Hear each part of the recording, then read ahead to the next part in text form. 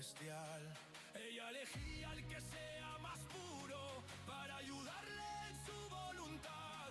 Un noble héroe obtuvo su fuerza, su gran promesa al mundo liberar.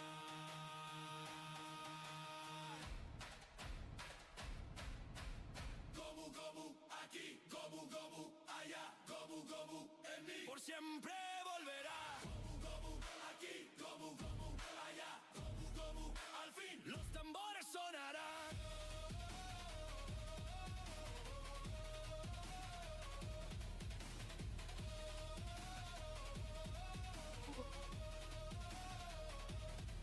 En la batalla más grande del mundo, el elegido imponía su plan.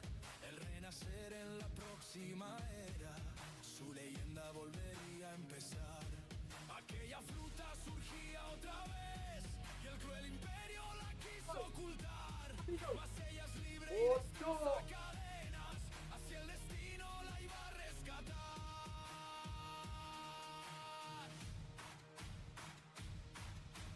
Gomu Gomu aquí, Gomu Gomu allá, Gomu Gomu en mí. Por siempre volverá. Gomu Gomu aquí, Gomu Gomu allá, Gomu Gomu. Al fin los tambores sonarán.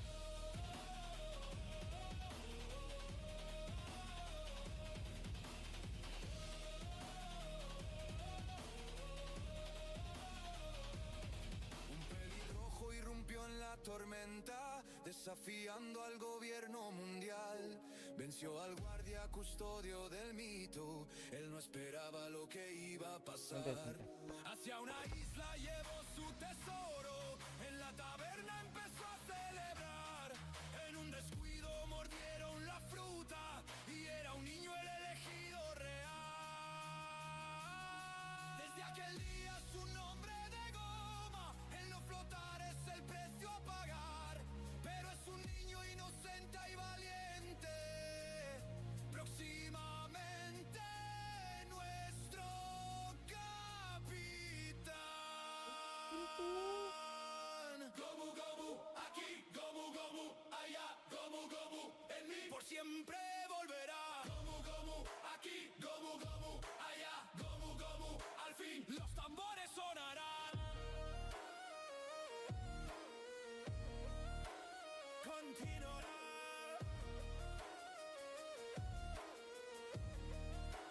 Continuará. Gomu Gomu, Gomu Gomu, Gomu Gomu, Gomu Gomu. Somos Aingwin, allá nos vemos. Gomu Gomu aquí, Gomu Gomu allá, Gomu Gomu. Al fin los tambores sonarán. Gomu Gomu, Gomu Gomu.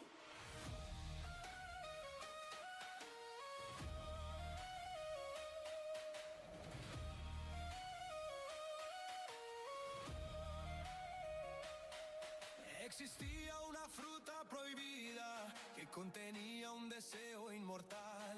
Quien la mordía al instante heredaba el poder de un dios celestial.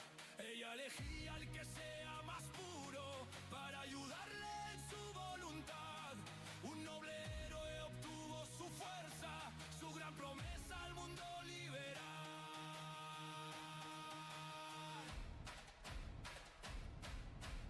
Gomu Gomu aquí, Gomu Gomu allá, Gomu Gomu en mí. Por siempre volverá. Gomu Gomu aquí, Gomu Gomu allá, Gomu Gomu. Al fin los tambores sonarán.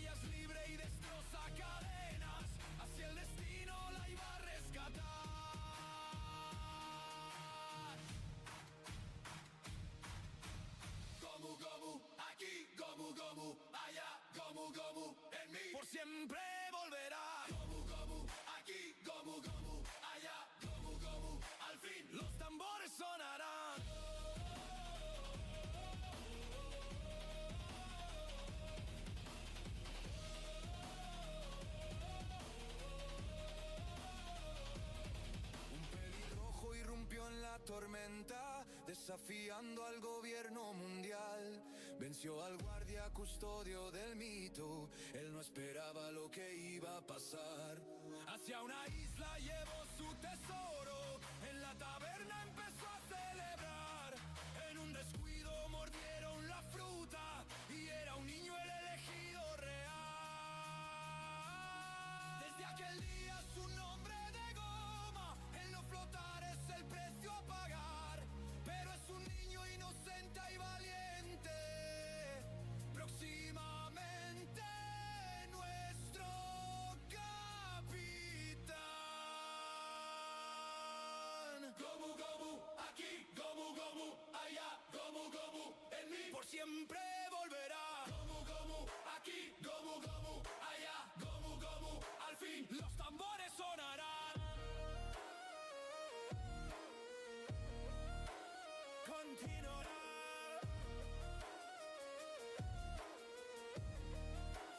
Continuará. Gomu Gomu, Gomu Gomu, Gomu Gomu. Somos Ingin, allá nos vemos. Gomu Gomu, aquí, Gomu Gomu, allá, Gomu Gomu, al fin los tambores sonarán.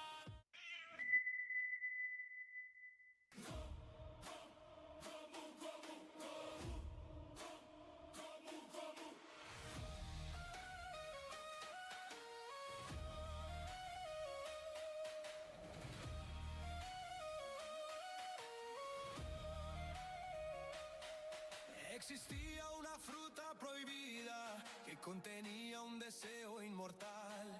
Quien la mordía al instante heredaba el poder de un dios celestial. Ella elegía al que sea más puro para ayudarle en su voluntad. Un noble héroe obtuvo su fuerza, su gran promesa al mundo liberar.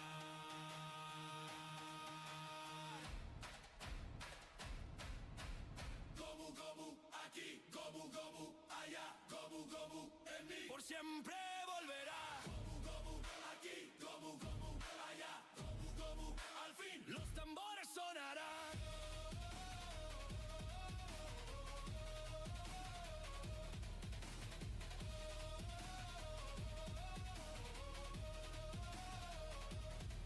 En la batalla más grande del mundo, el elegido imponía su plan.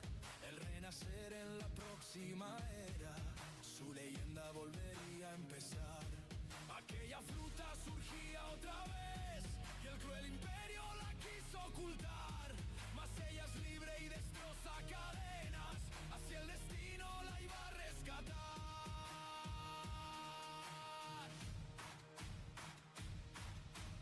Gomu Gomu, aquí, Gomu Gomu, allá, Gomu Gomu, en mí por siempre volverá. Gomu Gomu, aquí, Gomu Gomu, allá, Gomu Gomu, al fin los tambores sonarán.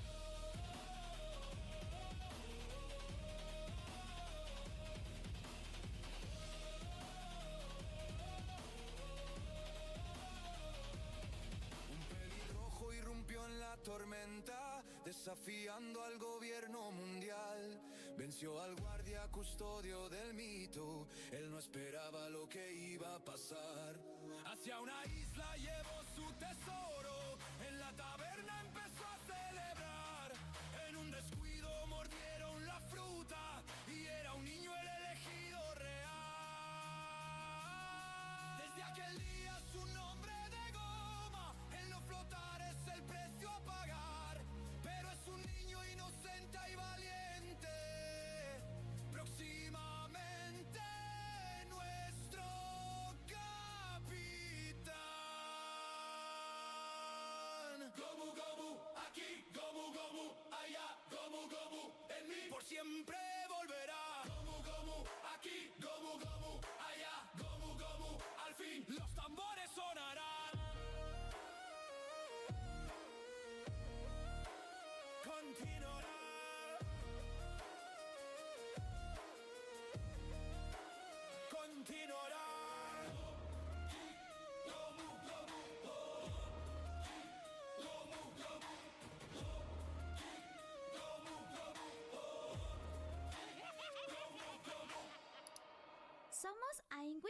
allá nos vemos. Gomu gomu, aquí, gomu gomu, allá, gomu gomu, al fin los tambores sonarán.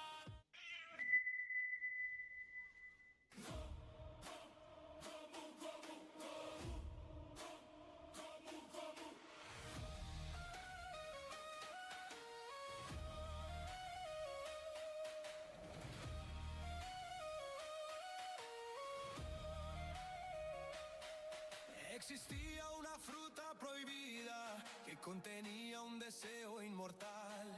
Quien la mordía al instante heredaba el poder de un dios celestial. Ella elegía al que sea más puro para ayudarle en su voluntad. Un noble héroe obtuvo su fuerza, su gran promesa al mundo liberar.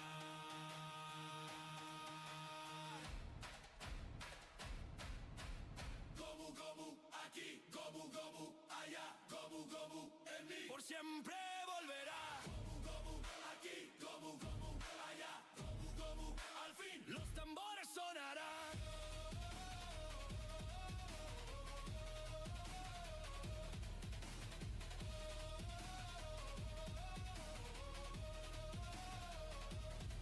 En la batalla más grande del mundo, el elegido imponía su plan. El renacer en la próxima era, su leyenda volvería a empezar. Aquella fruta surgía otra vez y el cruel imperio la quiso ocultar. Mas ella es libre y destroza cadenas, hacia el destino la iba a rescatar.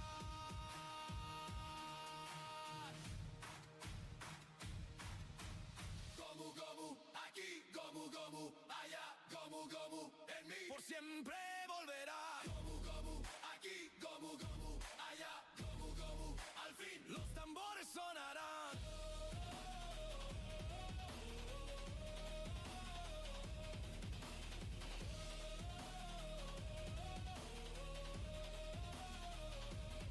Un pelirrojo irrumpió en la tormenta, desafiando al gobierno mundial. Venció al guardia custodio del mito, él no esperaba lo que iba a pasar. Hacia una isla llevó su tesoro, en la taberna empezó a celebrar. En un descuido mordieron la fruta y era un niño el elegido real. Desde aquel día su nombre de goma, el no flotar es el precio a pagar. Pero es un niño inocente y valiente, próximamente nuestro capitán. Gomu gomu, aquí, gomu gomu, allá, gomu gomu, en mí por siempre volverá. Gomu gomu, aquí, gomu gomu, allá, gomu gomu, al fin los tambores sonarán. Continuará.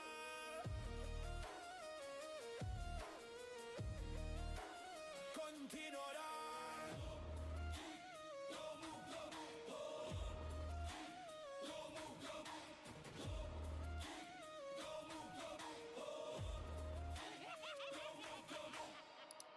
Somos Ingin, allá nos vemos. Gomu gomu, aquí, gomu gomu, allá, gomu gomu, al fin los tambores sonarán.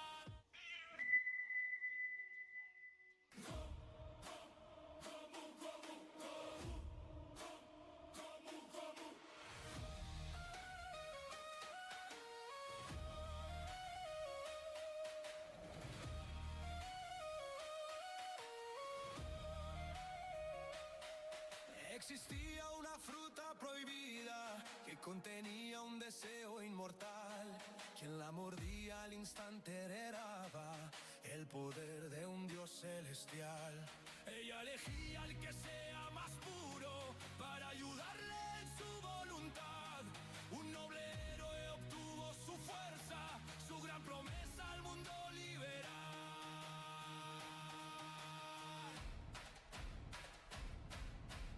Gomu gomu, aquí, gomu gomu, allá, gomu gomu, en mí por siempre volverá. Gomu gomu, aquí, gomu gomu, allá, gomu gomu, al fin los tambores sonarán.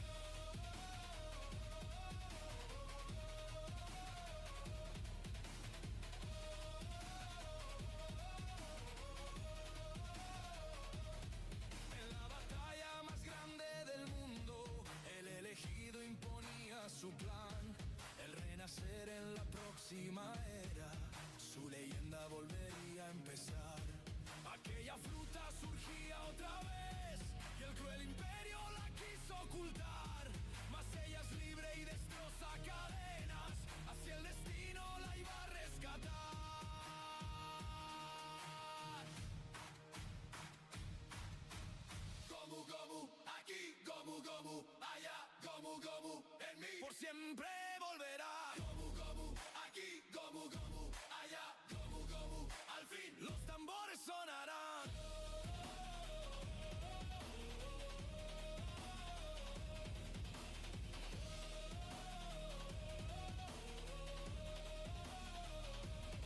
Un pelirrojo irrumpió en la tormenta, desafiando al gobierno mundial. Venció al guardia custodio del mito, él no esperaba lo que iba a pasar. Hacia una isla llevó su tesoro, en la taberna empezó a celebrar.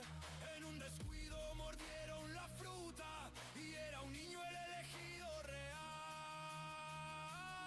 Desde aquel día su nombre de goma, en no flotar es el precio a pagar.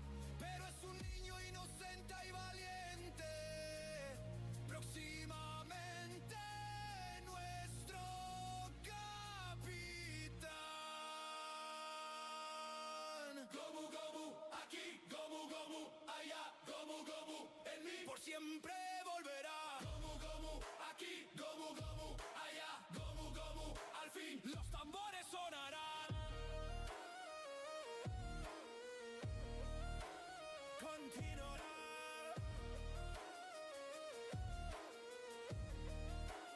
Continuará. Gomu Gomu, Gomu Gomu, Gomu Gomu, Gomu Gomu. Somos Ingin, allá nos vemos. Gomu Gomu aquí, Gomu Gomu allá, Gomu Gomu al fin. Los tambores sonarán.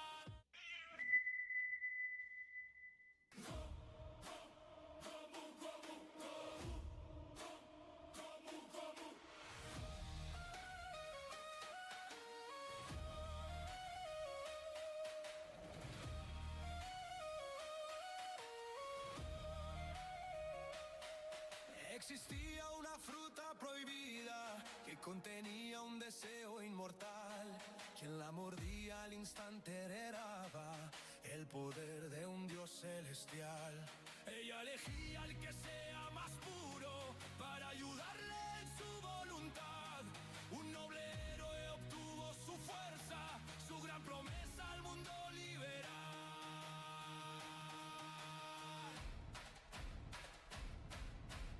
Gomu Gomu aquí, Gomu Gomu allá, Gomu Gomu en mí. Por siempre volverá. Gomu Gomu aquí, Gomu Gomu allá, Gomu Gomu al fin. Los tambores sonarán.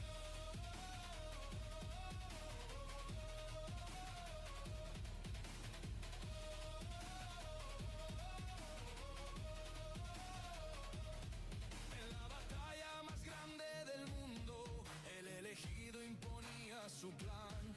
El renacer en la próxima era, su leyenda volvería a empezar. Aquella fruta surgía otra vez, y el cruel imperio la quiso ocultar. Mas ella es libre y destroza cadenas, hacia el destino la iba a rescatar.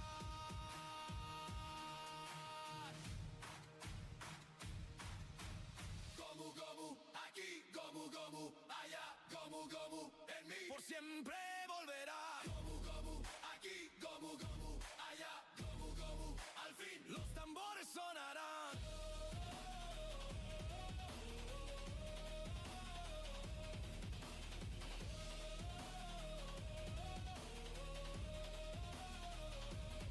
Un pelirrojo irrumpió en la tormenta, desafiando al gobierno mundial. Venció al guardia custodio del mito, él no esperaba lo que iba a pasar. Hacia una isla llevó su tesoro, en la taberna empezó a celebrar. En un descuido mordieron la fruta, y era un niño el elegido real. Desde aquel día su nombre de goma, en no flotar es el precio a pagar. Pero es un niño inocente y valiente, próximamente nuestro capitán.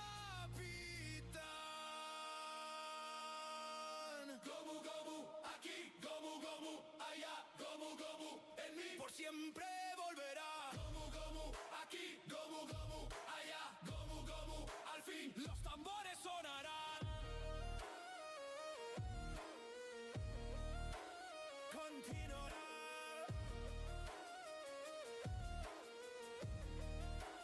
continuará.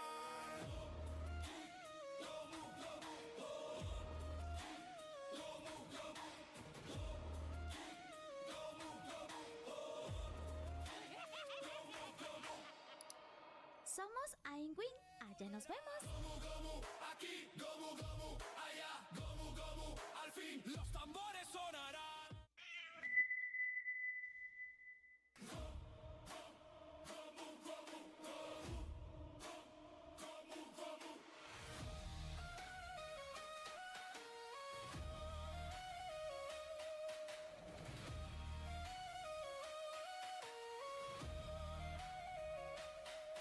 Existía una fruta prohibida que contenía un deseo inmortal. Quien la mordía al instante heredaba el poder de un dios celestial. Ella elegía al que sea más puro para ayudarle en su voluntad. Un noble héroe obtuvo su fuerza, su gran promesa al mundo liberar.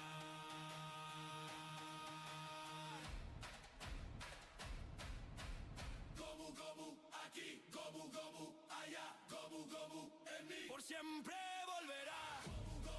Aquí, allá, al fin los tambores sonarán.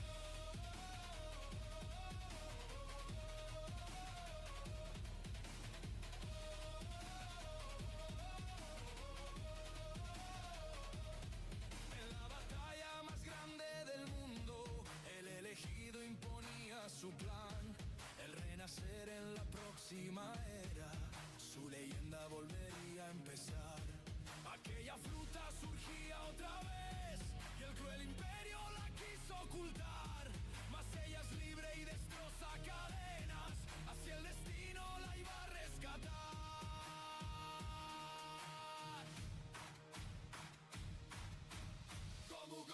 Aquí, allá, en mí. Por siempre volverá.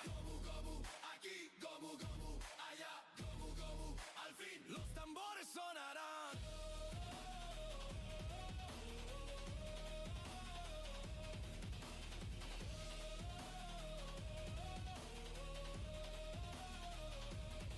Un pelirrojo irrumpió en la tormenta, desafiando al gobierno mundial.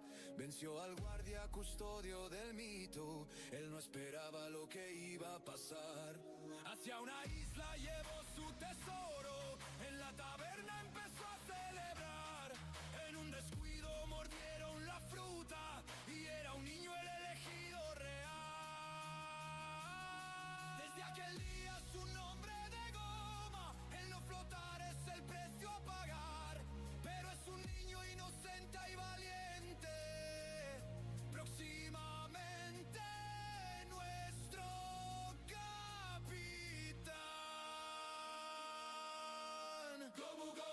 Aquí, allá, en mí. Por siempre volverá.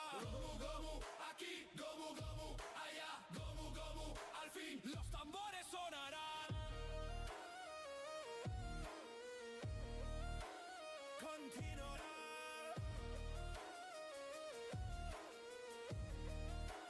Continuará.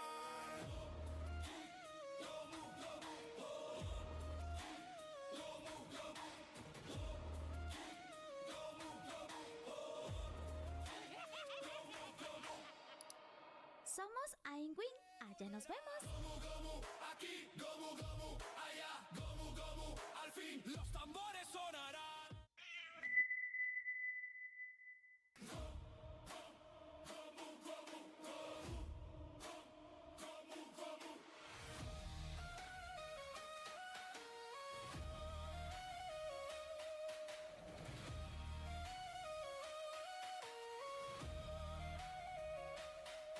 Existía una fruta prohibida que contenía un deseo inmortal.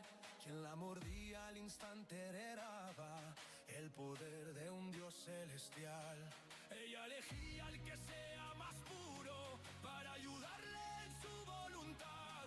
Un noble héroe obtuvo su fuerza, su gran promesa al mundo liberar.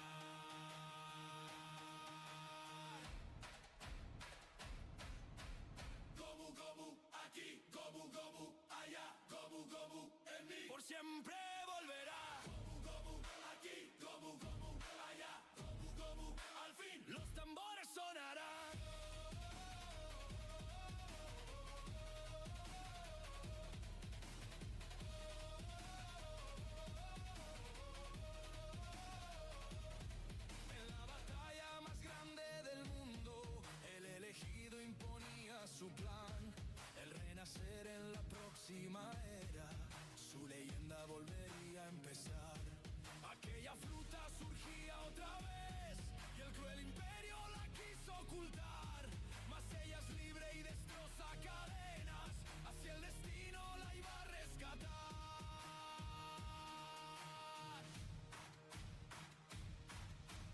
Gomu Gomu, aquí, Gomu Gomu, allá, Gomu Gomu, en mí, por siempre volverá. Gomu Gomu, aquí, Gomu Gomu, allá, Gomu Gomu, al fin los tambores sonarán.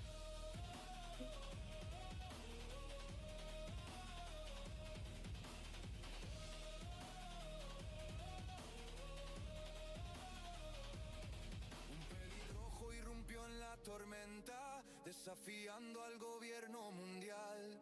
Venció al guardia custodio del mito, él no esperaba lo que iba a pasar. Hacia una isla llevó su tesoro, en la taberna empezó a celebrar. En un descuido mordieron la fruta y era un niño el elegido real. Desde aquel día su nombre de goma, en no flotar es el precio a pagar. Pero es un niño inocente y valiente, próximamente nuestro capitán. Gomu Gomu, aquí, Gomu Gomu, allá, Gomu Gomu, en mí, por siempre volverá. Gomu Gomu, aquí, Gomu Gomu, allá, Gomu Gomu, al fin los tambores sonarán. Continuará.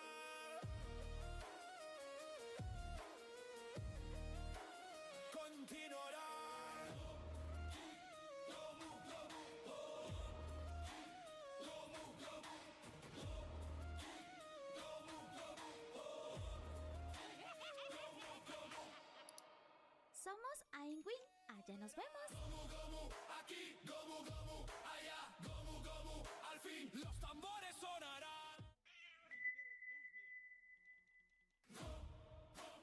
Gomu Gomu, Gomu Gomu.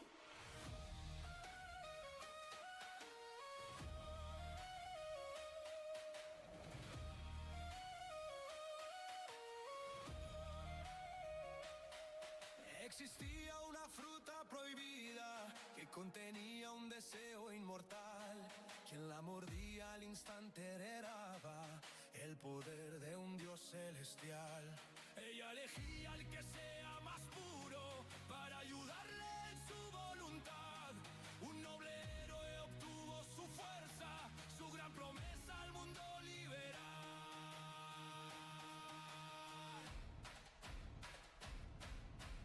Gomu Gomu, aquí, Gomu Gomu, allá, Gomu Gomu, en mí, por siempre volverá. Gomu Gomu, aquí, Gomu Gomu, allá, Gomu Gomu, al fin los tambores sonarán.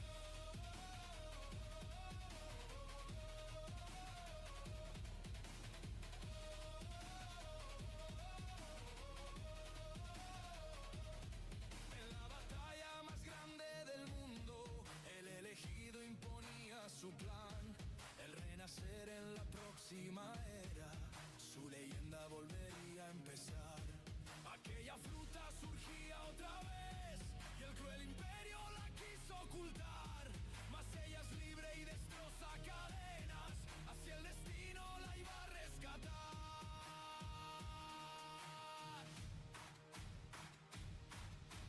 Gomu Gomu, aquí, Gomu Gomu, allá, Gomu Gomu, en mí, por siempre volverá. Gomu Gomu, aquí, Gomu Gomu, allá, Gomu Gomu, al fin los tambores sonarán.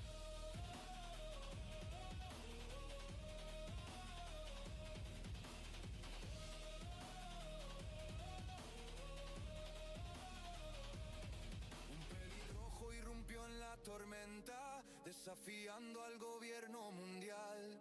Venció al guardia custodio del mito, él no esperaba lo que iba a pasar. Hacia una isla llevó su tesoro, en la taberna empezó a celebrar. En un descuido mordieron la fruta y era un niño el elegido real.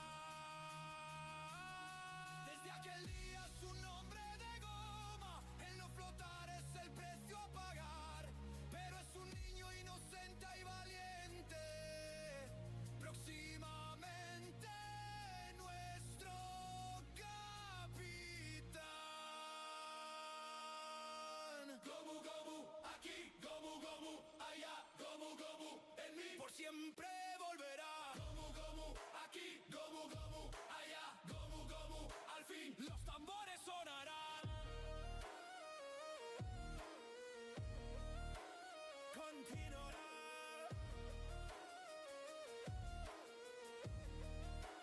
Continuará.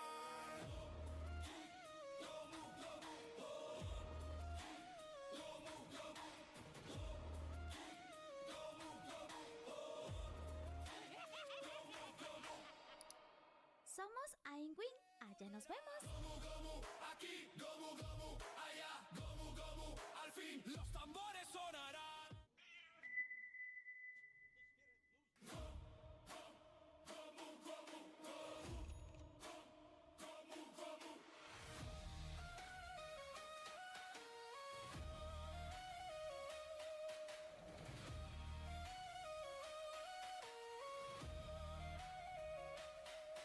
Existía una fruta prohibida que contenía un deseo inmortal. Quien la mordía al instante heredaba el poder de un dios celestial. Ella elegía al que sea más puro para ayudarle en su voluntad. Un noble héroe obtuvo su fuerza, su gran promesa al mundo liberar.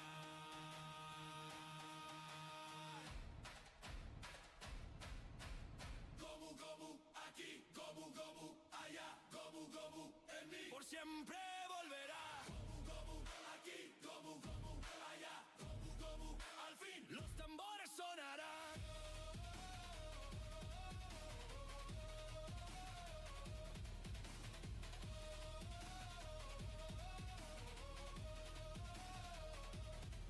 En la batalla más grande del mundo, el elegido imponía su plan. El renacer en la próxima era, su leyenda volvería a empezar. Aquella fruta surgía otra vez y el cruel imperio la quiso ocultar. Mas ella es libre y destroza cadenas, hacia el destino la iba a rescatar.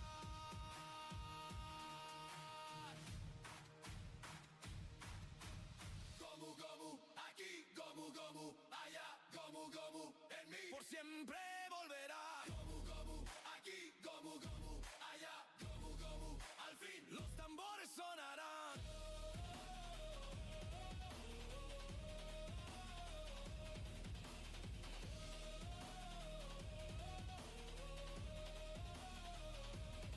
Un pelirrojo irrumpió en la tormenta, desafiando al gobierno mundial. Venció al guardia custodio del mito, él no esperaba lo que iba a pasar. Hacia una isla llevó su tesoro, en la taberna empezó a celebrar. En un descuido mordieron la fruta y era un niño el elegido real. Desde aquel día su nombre de goma, el no flotar es el precio a pagar. Pero es un niño inocente y valiente, próximamente nuestro capitán. Gomu gomu, aquí, gomu gomu, allá, gomu gomu, en mí. Por siempre volverá. Gomu gomu, aquí, gomu gomu, allá, gomu gomu. Al fin los tambores sonarán. Continuará.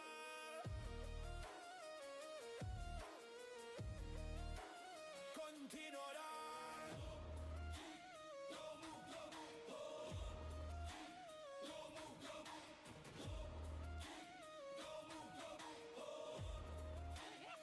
gomu gomu. Somos Ingin, allá nos vemos. Gomu gomu, aquí, gomu gomu, allá, gomu gomu. Al fin los tambores sonarán. Gomu gomu, gomu gomu.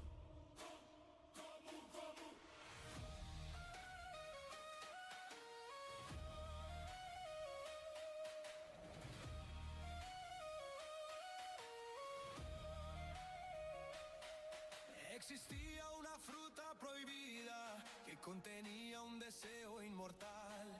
Quien la mordía al instante heredaba el poder de un dios celestial. Ella elegía al que sea más puro para ayudarle en su voluntad.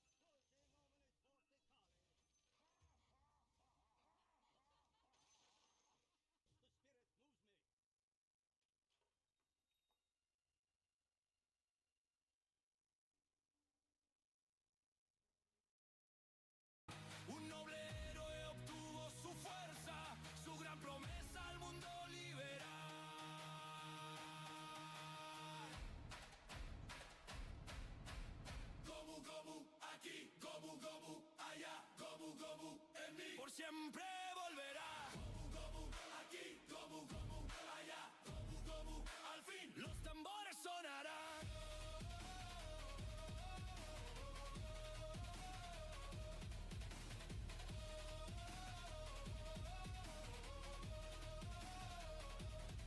En la batalla más grande del mundo, el elegido imponía su plan, el renacer en la próxima era, su leyenda volvería a empezar. Aquella fruta surgía otra vez y el cruel imperio la quiso ocultar, mas ella es libre y destroza cadenas, hacia el destino la iba a rescatar.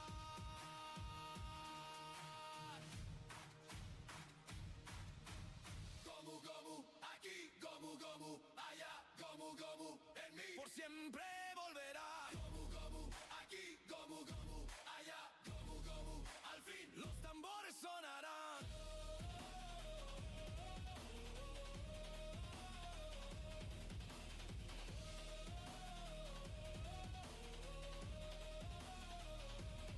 Un pelirrojo irrumpió en la tormenta, desafiando al gobierno mundial. Venció al guardia custodio del mito, él no esperaba lo que iba a pasar. Hacia una isla llevó su tesoro, en la taberna empezó a celebrar. En un descuido mordieron la fruta y era un niño el elegido real. Desde aquel día su nombre de goma, el no flotar es el precio a pagar. Pero es un niño inocente y valiente, próximamente nuestro capitán. Gomu, gomu, aquí, gomu, gomu, allá, gomu, gomu, en mí, por siempre volverá. Gomu, gomu, aquí, gomu, gomu, allá, gomu, gomu, al fin los tambores sonarán. Continuará.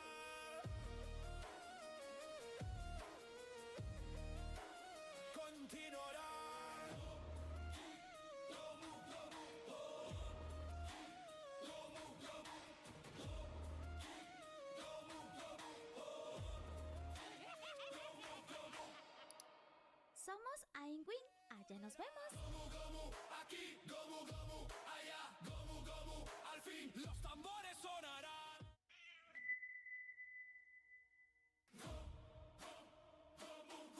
Kontol lu Filipina goblok. Pakai otak kalau main, matematika aja nggak bisa, kontol.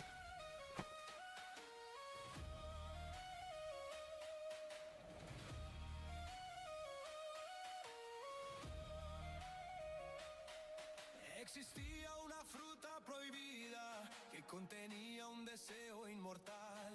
Quien la mordía al instante heredaba el poder de un dios celestial. Ella elegía al que sea más puro para ayudarle en su voluntad. Un noble héroe obtuvo su fuerza, su gran promesa al mundo liberar.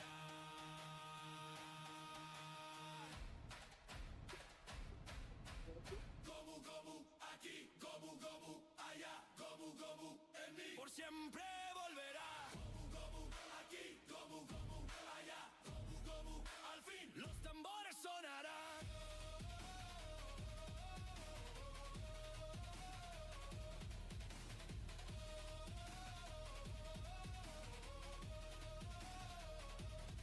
En la batalla más grande del mundo, el elegido imponía su plan, el renacer en la próxima era, su leyenda volvería a empezar. Aquella fruta surgía otra vez y el cruel imperio la quiso ocultar, mas ella es libre y destroza cadenas, hacia el destino la iba a rescatar.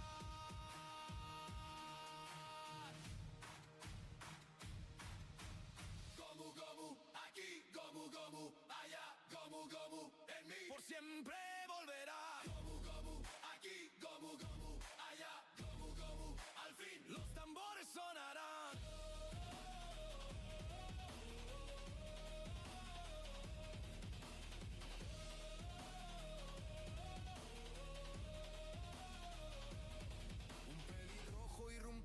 tormenta, desafiando al gobierno mundial. Venció al guardia custodio del mito, él no esperaba lo que iba a pasar. Hacia una isla llevó su tesoro, en la taberna empezó a celebrar. En un descuido mordieron la fruta y era un niño el elegido real. Desde aquel día su nombre de goma, el no flotar es el precio a pagar. Pero es un niño inocente y valiente, próximamente nuestro capitán. Gomu Gomu, aquí, Gomu Gomu, allá, Gomu Gomu, en mí por siempre volverá. Gomu Gomu, aquí, Gomu Gomu, allá, Gomu Gomu, al fin los tambores sonarán. Continuará.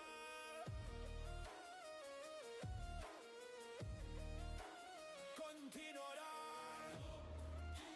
Gomu Gomu, Gomu Gomu, Gomu Gomu, Gomu Gomu. Somos Ingin, allá nos vemos. Gomu Gomu, aquí, Gomu Gomu, allá, Gomu Gomu, al fin los tambores sonarán.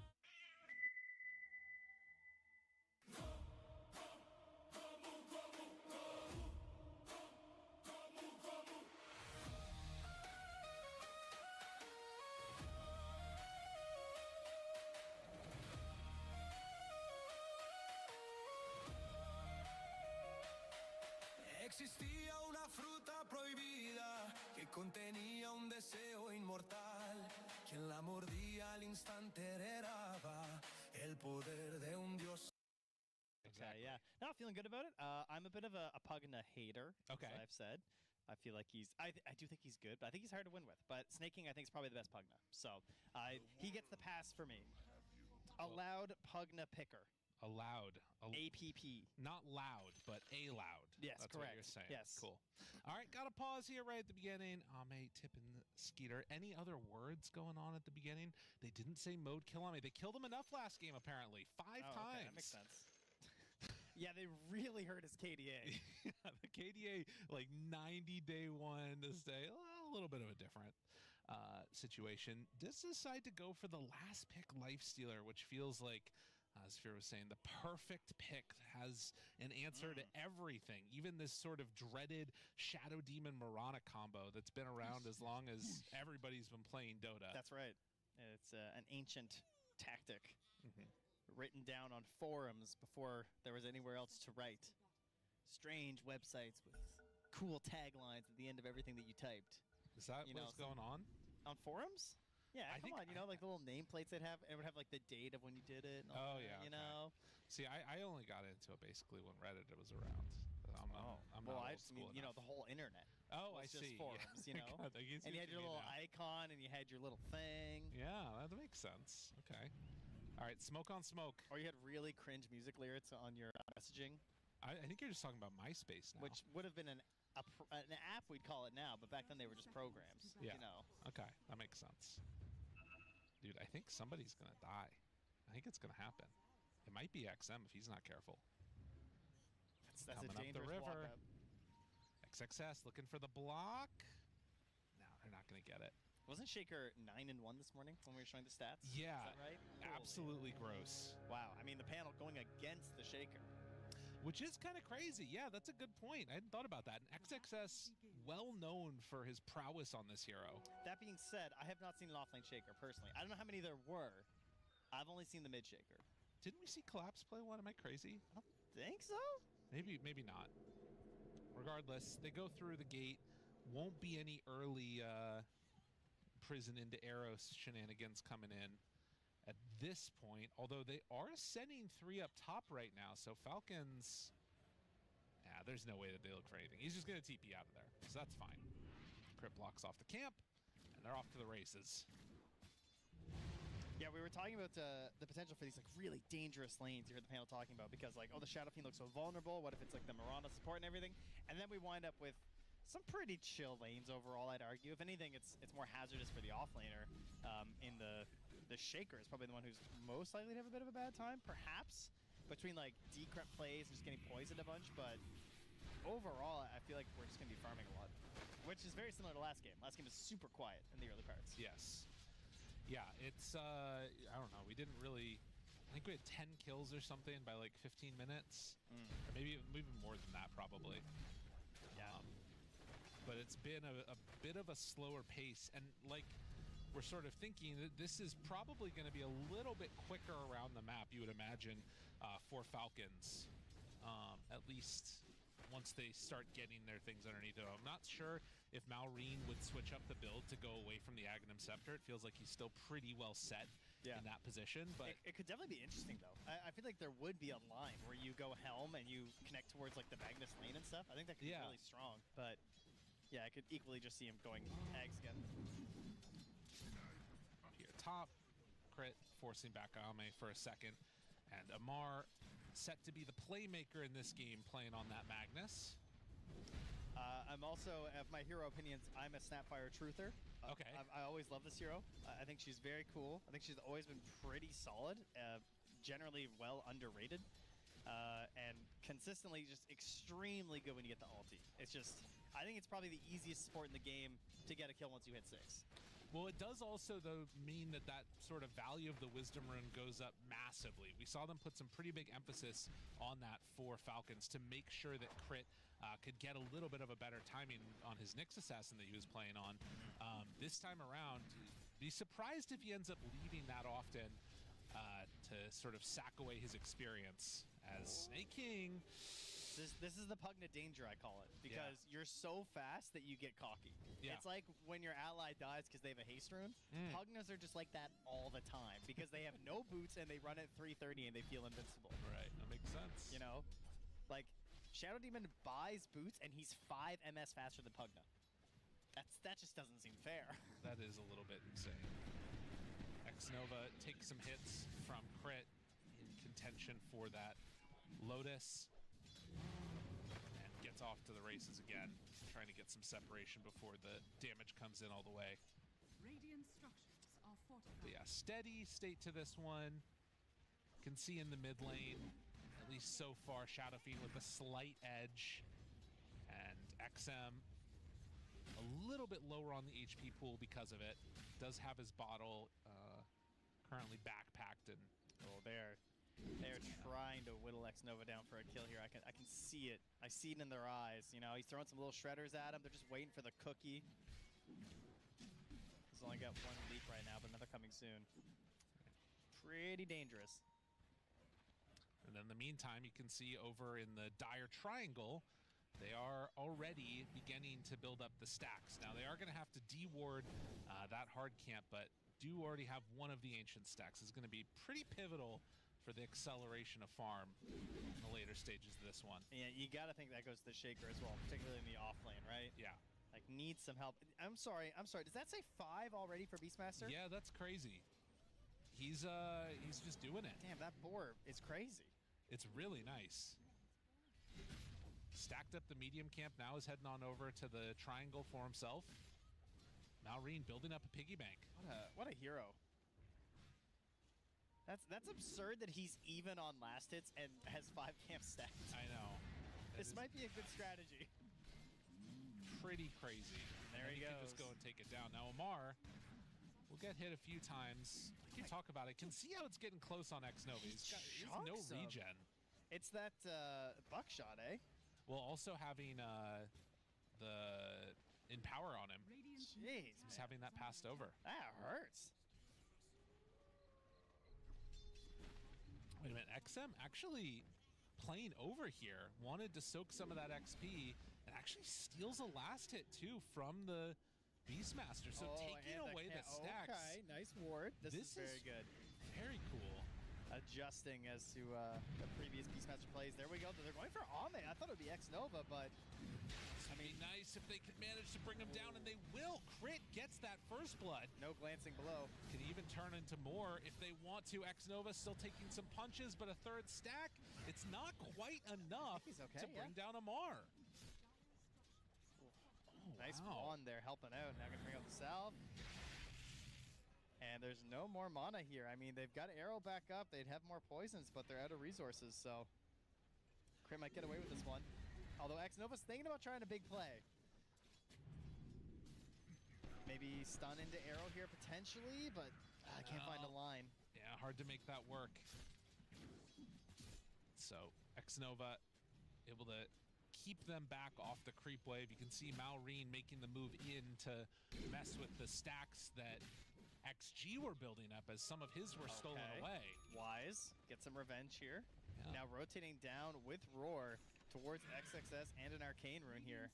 XXS is just walking away though. He understands what's Not coming. any of this, no. Now maybe gonna try and block them off over to the side. Maureen goes back These down mid players, through the river. they're just anywhere but mid. Yeah, like what the hell? I mean, you've missed a whole wave on Maureen, so that's not insignificant. Radiant's middle tower is under Seems attack. not good, I will say that. Radiant are scanning. XXS going to stack while going over for the Wisdom. Crit and X Nova nearby each other. And they're just going to have to leave on that Mirana as there is no opportunity for a steal away.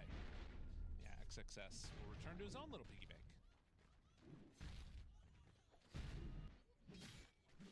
So far, so good for both of these teams. A little bit of economic damage. Oh, another Still skewer. only one kill. Maybe a second one could be claimed up here on the top side. But no, Ame eats a Lotus. Back not to full, but to a decent HP level. The wraparound coming. XM is here. They want to find Crit. Crit needs to make a cookie jump. Gets hit by that raise, trying to stay close, realizing it's not really going to work that well. Turns for a courier, not going to happen. Unfortunate. Yeah, that's unfortunate. I thought maybe go for the Roche Pit, perhaps, but maybe figured that he wasn't getting out of that one anyway. Yeah. Dire's middle Oh, he had no TP also, but yeah, that'll do it. Oh, and look. In for the stacks. Yeah, with the Pugna too. Pugna very good at doing this. This is a triple also on the Ancients. They're probably just going to go for the hard camp, though, yeah. That would have been interesting. It would be a big commitment. It takes so long. But with the Nether Ward, it is kind of an interesting idea to control space when you're stealing stacks. The economic advantage. All right, 3 points Aftershock. He's going to go for it. It always is so nice to see, you know? It's all right. I don't know how I feel about it quite yet. Seems a little busted. Would have been nice if he could have just stacked it up a little bit more. It is the only thing making the hero viable, it feels like. If you couldn't do that, I don't think we get offlane Shaker anymore. Yeah. Radiant structures are fortified. Well, At least not without a lot of help. Maureen trying to keep his tower alive. X Nova is nearby here. Man, mid Beastmaster losing the tower. Does have Roar. Either not deciding to go on X Nova or not quite getting vision in time. While XXS is going to back away off the lane. I mean, losing the tier 1 tower top, it feels like Falcons is getting a little bit of the better around the map than XG is. Except for these little plays that XM does. Yeah. This kind of changes things a little bit. Sneak his way through. I mean, the confidence of this ward, just letting him sneak his way in here is very nice. This is a really cool adaptation against Falcons in particular. Yeah, they love this. Snaking level 6. You better run. Arrow, arrow, arrow. Oh, connects the raise. 1, 2. Is it enough? Not quite. Back up to full. Almost. Just go stand in the water for a little bit here. Mar aiming for Helm of the Dominator. Roar, Maureen onto 1. Arrow connects, now pulls him in. RP onto 2. A couple more hits the cookie. Okay. Symphony of skills played together by Falcons. As they take down the Shadow Fiend and Shadow Demon. Oh man, Snapfire getting involved pre-level 6 as well. So they still have the threat of that. When Roar comes back up, he'll probably be 6 by then. They can go for another hunt onto the Shadow Fiend, you would imagine, because you know Sven's getting the safe farm. So Yeah. XM's going to be in those more vulnerable spots. They already have a pretty good ward planted by Crit inside the Dire jungle up top. I'd like to see just more vision for these hunts for the Beastmaster and the Snap. Dire's middle tower has fallen. But there's the counterplay. The blink is done for XXS. Top of the board on net worth. Maybe a chance to do something here? XM just TP's in, Requiem out to try and keep his buddy alive. They don't have the blink delivered yet by the Shaker. It's coming right now, just a little bit away. Oh, that's the difference between getting those kills and not. Well, I think he might get Snay. Oh, wrong just side of the the wrong Fisher. side. I mean, I don't know if he runs in there anyway. And then while this is happening, they're also taking out the stack for Maureen, as you can see. Ooh, very nice. What's he at now? 1,000 gold. 4,800 net worth. 15 total stacks, man. And the other thing is that, like, some of those stacks were stolen too, you know? That is true. That's a good point. Those have not all gone into Falcons. Likewise, stolen as well the other way too, yeah. It's true. Well, an interesting smoke move coming from XG now with the blink reveal on XXS. Is Crit worth using it all on? Well, it looks like yes. So they blow up that Snapfire, shutting down his pathway towards 6. Yeah, it's snaking just getting out of that one. Radiant's middle tower And is it does look indeed like Shaker is still sitting at that 9 and 1, according to the stats. Radiant's middle tower is under attack. And Amar, he's got his helm, he's doing his modern day Dota thing, and then off for the blink. It's empowered bird. So Terrifying. this is the next level of Helm of the Dominator farm, as you're empowering your little creep as you run around. That's Give pretty me the awesome. empowered golem. Give me that guy. What's going to be funny about that is at the end of this game, Amar will have empowered his creep more than he's going to have empowered his life stealer. Another bird. Okay, it's Let me see this bird swing. the bubbles on the Oh, wings. Yeah. Oh, yeah. That's nice. I like that. Damn, undefeated Magnus. Wow. Ignore the sample size, but undefeated Magnus. Still not level 6 yet on crit. All right, that's surprising. My guy must be doing a lot of roaming. It's also because the Beastmaster stacks for himself, so you're not getting the free XP. Full bore hits onto X-Nova, but there is no extra follow-up. So X-Nova gets away. And Falcons and XG very even in this game number 2. Again, winner a chance to move on directly to the International with one more best of 3 they'd have to play. But have to make it through this series first. I think we both predicted Falcons. Yeah. Is that right? They did. I had Spirit. I swapped at the last minute. Yeah, you convinced me too. That worked out well. But now, it's... I don't know. Well, they find Skitter, follow-up stun, stack them together a little bit, but it does not matter.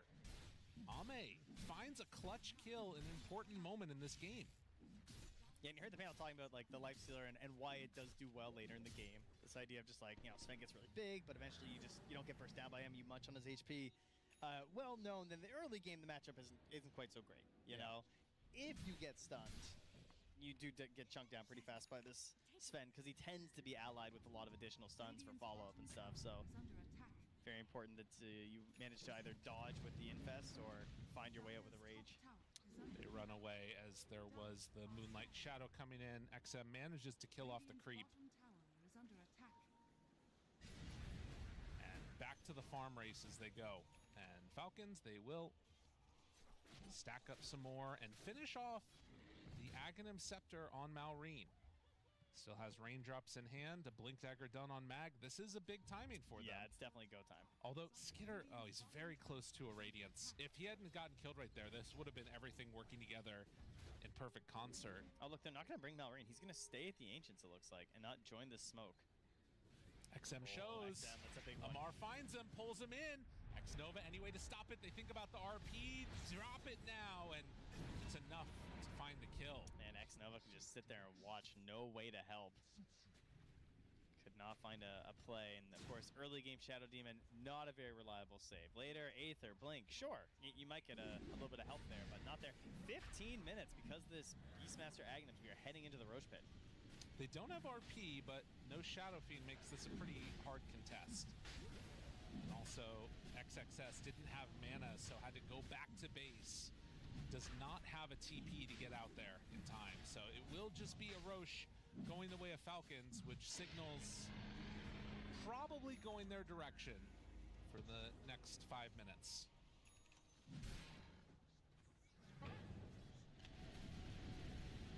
I'm be very happy about that. Amar, look at his creep. His empowered Satyr holding the high ground and batting down those units as he farms. It's nice.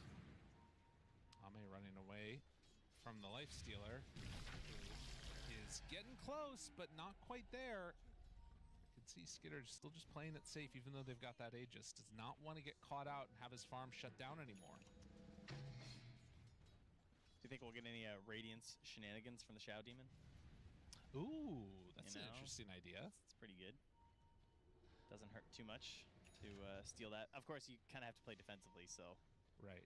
not necessarily capable of using that as a great tool in these cases, helping keep someone else alive. Oh, nice, the Pugna. And there it is. And now Malrine finds Ame. The roar is out. The kisses. And Ame will be brought down. I will say, there was dust on crit, and there was dust on snaking, so the coverage was there just in case. That's good. Yeah. They're going to Making try and sure. use this invis to maybe get a bit aggressive, but can't find anything. I mean, the flip side here, though, is now you know kisses are down. There's no RP because Mag is dead. So Look this at is you, an easy Mr. opportunity. Positive. Yeah. Yeah. You can go right on into the tower. XM also has Blink done. So on top of the Yashikaya, So swag. it's going to be, if you can get any type of a disable on like the Beastmaster or... There's also a TP bottom by XXS. He wants the game. Okay. He's not willing to let this one go to these pesky supports that are both pretty good at just chunking down towers. Success runs into some boars, blinks away before any hits come in. And it is just going to be the tower taken in the end. So all of the tier 1s gone across the map for XG. Falcons have lost theirs as well. I mean, they just have 3 more minutes where, like, you just can't fight them. Yeah. There's just no point as XG trying to engage them at all. You just gotta try and farm it up. And, because like, you want to bring Sven at this point. He's got his Blink, he's got Mask and Echo Saber, but he does not want the Aegis fight, you know? Totally. And XM's using his Blink as a farming item. Let him farm a couple more dangerous waves, blinking his way out of there. So they're willing to wait this out. I mean, you can see there the win probability was up, and it's still slightly into the favor of XG. The big deciding fights have not happened yet, but there is something to be said for having executed cleanly so far on XG. They have a couple of strong windows here. You know, Shaker can do a lot. And an early timing there on the Kaya. Even though he's not the most farm core, even on his team, XXS hitting his timings. And it looks like they're thinking about Tormentor stuff at this point, right? I mean, they would do it really quickly as Falcons. Of course, Dire would also do it very fast as well, so there would be a minute left on the Aegis, though. Do you want to try and contest that as XG? Maybe try and find a pickoff? Yeah, They have Moonlight. That could be good. it's hard to slow down the push in too. Maybe Moonlight after that wave. Oh my god, the Gore Storm just running around the BSJ Classic. He's back. In the creep. Mar also eyeing up a BKB for now, just Helm Blink. Oh, they're on him. That was pretty close. 100 HP left on the creep as it runs away. Ob Sentry combo to see if they're following. Now, The Mirana Moonlight. is smoked. The rest of the team is not. What is this going to look like? Takes down a Sentry Ward. And Amar running to join the rest of the squad, but Sven has already left, so it looks like they're just trying to make Falcons feel a little uncomfortable and stuck in this area, not taking the Tormentor. And in the meantime, you're farming on Ame. I think that Shadow Poison is going to send them in to do it, though. Yeah. Alright, they see the Shadow Demons back there. They're like, yeah, we can get this fast enough. No real concerns. And Shard goes to the lifestealer. Oh, wow. Yeah, that's a little surprising, eh? Yeah, that's very interesting. They'd already picked it up on Snap, and the other two cores are ahead of him, so... So Snake King losing the old 50-50. he gets the open wounds on everybody, 50% of it at least. Arrow goes out now, not going to connect. Crit on. Immediately gets obliterated. Okay. Yeah. A little greedy. It was a little greedy. But yeah, you can see that shard. 50% open wounds to enemies in the damage radius. Which kind of makes everybody just heal a little bit more off of it. Yeah. Could be a difference maker, maybe. Skitter trying to get to the armlet. That radiance effect is so cool looking. You see that? I do, yeah. Let's just say what Phoenix should just be doing all the time. Yeah. Now Reen heads through the gate, and Ame is there. As quickly, they can't do much. And honestly, the Age is basically just securing Tormentor, but not that much else. No, the net worth hasn't moved really at all. It's been pretty stable this whole time. And again, even though you think Blink, you think aggressive on the SF, it's been working well for XM to just keep his farm up. And this is the thing, right? Falcons is always known as this team that will like out-efficiency you, but it has very much been the case that Extreme have kept up with them, whether it's via stacking up cants, stealing away the stacks as they're stealing your stacks. Like, they feels like XG have their number. Can they out-execute when these fights actually start happening, though, is a question. I mean, they only have BKB coming out on the Sven as well, right? So, because XS is gone for the Kayasha and the Blink. He's thinking about an Aether Lens next, which would be really interesting. We have the Aghanim Scepter done on the Shadow Fiend. No BKB for him, despite the Blink. And Ame, you know, he is the BKB gamer, as opposed to last game. Right. We have flipped the script here a little bit. Dire's top tower is under attack. Meanwhile, on the Radiant, we're going to have BKB. We already have BKB on Magnus, BKB on Beast, and then, of course, a Lifestealer. Yeah, Magic community is very good when the enemy team is going almost exclusively magic damage. Of course, it is only 60% on a BKB, and these are some pretty big spells. Yeah, the other thing is that, you know, you've got Shaker, the anti-BKB hero. If you can catch them all in a Echo, then why not? Arrow not going to connect. That looks like that's the extent of it. Dire's top They will back away again.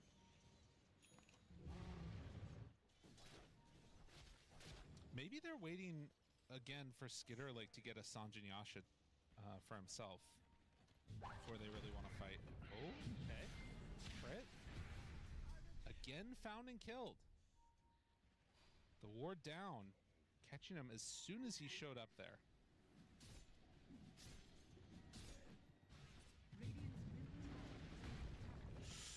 Whew. Both teams very much on the wavelength of just, we want to know everything before we start a fight. Yeah. Like, we'll do our little pickoffs and stuff, but if this fight does not look like it's favoring us, we're not going to take it. They're starting to outfarm them. Like, between SF and Sven, they're just getting everything. Lifestealer. On the hunt. The dragon. Making people sad. And in the meantime, everybody else kind of farming. Ame shows up. So It's kind of a confusing passive on the dragon, you know? It says, his dreaded presence grants nearby allies additional armor. that is weird. What are these creeps? Okay, they find the Pugna, but don't have detection, can't kill him. And in the meantime, Lifestealer, if you want to even start punching this guy, you have to cut through like 2,000 to 3,000 HP. All right, well, you just lost 1k of your lead because you tried to kill someone, failed, and now Reen farmed 3 camps, so it's... Okay, Blink Dagger now done on the snap. They're getting one on Malreen. Okay, can we just, like, it's 25 minutes in. Okay, if we look at the last hits, there's 300 last hits on 2 heroes on the Dire. Okay? Like, this seems like a crazy amount of last hits for a 25-minute game. This is what we have reached in Dota 2. Isn't that wild? It is Think very about nuts. this like when TI started, like early like TI 3, TI 4. This is wild. What's the number? What was the old numbers that you wanted to hit? It was like 50 CS by like 10 minutes or something. It was always 20 for me, but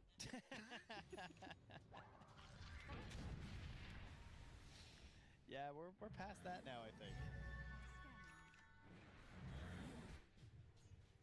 Dire's middle tower is under yeah, attack. the numbers Alright. have gone up, and now, maybe now, ready for a smoke.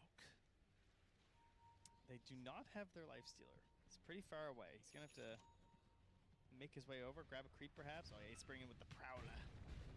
Last time they did this, they were able to pick off that Shadow Fiend. XG are together here This guy's in the mid fast. lane. 492 move speed. They do buy a smoke. It's going to Radiant's take a sec middle before tower it gets is here, under it looks attack. like. And smoke breaks now. Mag decides to go back to farming. They're like, all right, the smoke didn't work out. I'm going to start hitting creeps again. Malrine is gonna start hitting Roche. That's his plan. Really? Yep. Okay. Are the Dire gonna do anything? Well, I mean, Roche is gonna let him know. Yeah. Oh, And now they instantly go high ground. Ooh, tricky. Is under attack. Are scanning. okay. What? So they think that they could be over there. They're scanning, seeing they're not in the pit, but there is some vision over here. Is under attack. Take away that Watcher. Pump faking Requiem. Has fallen. Can you burst through the big Prowler? I mean, he's losing his health, so That's true. Bit by bit. Just wait for it to run out eventually. XM is there. Backs away on XXS. The fissure block. The control. Starting to fall, and eventually he dies. So they're thinking about this now. Arrow goes out. Is it going to land on Malrine? No, it hits Roche instead. Dude, this is the weirdest Roche fight ever. It's like nobody wants to emphasis be on the word fight. nobody wants to be the second person to initiate. Radiant's middle tower is under attack. Gets the vampiric whisper of the dead, actually. So a nice little amplification there. 10% spell amp. Well, better hope this fight doesn't go to daytime. They're not gonna be able to see a thing. It's true. Force staff done for Pugna in the meantime. Cutting waves. Hoping to catch somebody on it. This is the type of moment where everything could turn around. X-Nova just sending in the arrows. I am X-Nova arrow number 3000. You know? 'Cause they're all just flying through. All right, Roche is going to move in a minute and 20 seconds. So now the question becomes, do you try and set up for bottom side if you're XG? Or Falcons? I mean, if this moves... Amar just blinking in there. Oh, he got the He wanted his Aghanims eggs. done. Yeah, he had to blink into the secret shop. I think this is going to come back to hurt Falcons now. Because if they are not willing to initiate, Roche moves down, and then that's in favor of XG. Under attack. I mean, no one's farming though. It's just, I see what you're saying. I don't even know which one it favors you necessarily. I guess if they do they have enough resources to get similar vision on the other side? Not Yeah, they're really. realizing now that they're going to have to move. So Falcons start to head down south. This is going to be, I think, through the vision of Okay, Dire, but alright, Amar steps up, catches two. It's the supports. Oh, but there's the echo. Is it good enough? No, not even a little bit. Both supports dead. Oh, Now Crit they jumps try in. and back away. Crit stepped forward, and they're going to reclaim this area. I mean, the ability to just run in there with a creep is really nice for the lifestealer. Give the vision, make it easy for Amar. They All right, used Roche. Echo. XXS blinks away. Stepped forward, realized that it was going down, and yeah, you can see this jump in here, which That was ends up being beautiful. perfect. I mean, good choice on the eggs, and Exodus tries his best, but there's just no way for his allies to also get in there. Almay would have been very close and needed if you want to try that. They're not done with this though. Oh, Roche threw him. He didn't wait for it to get inside, and that allows them to get up here.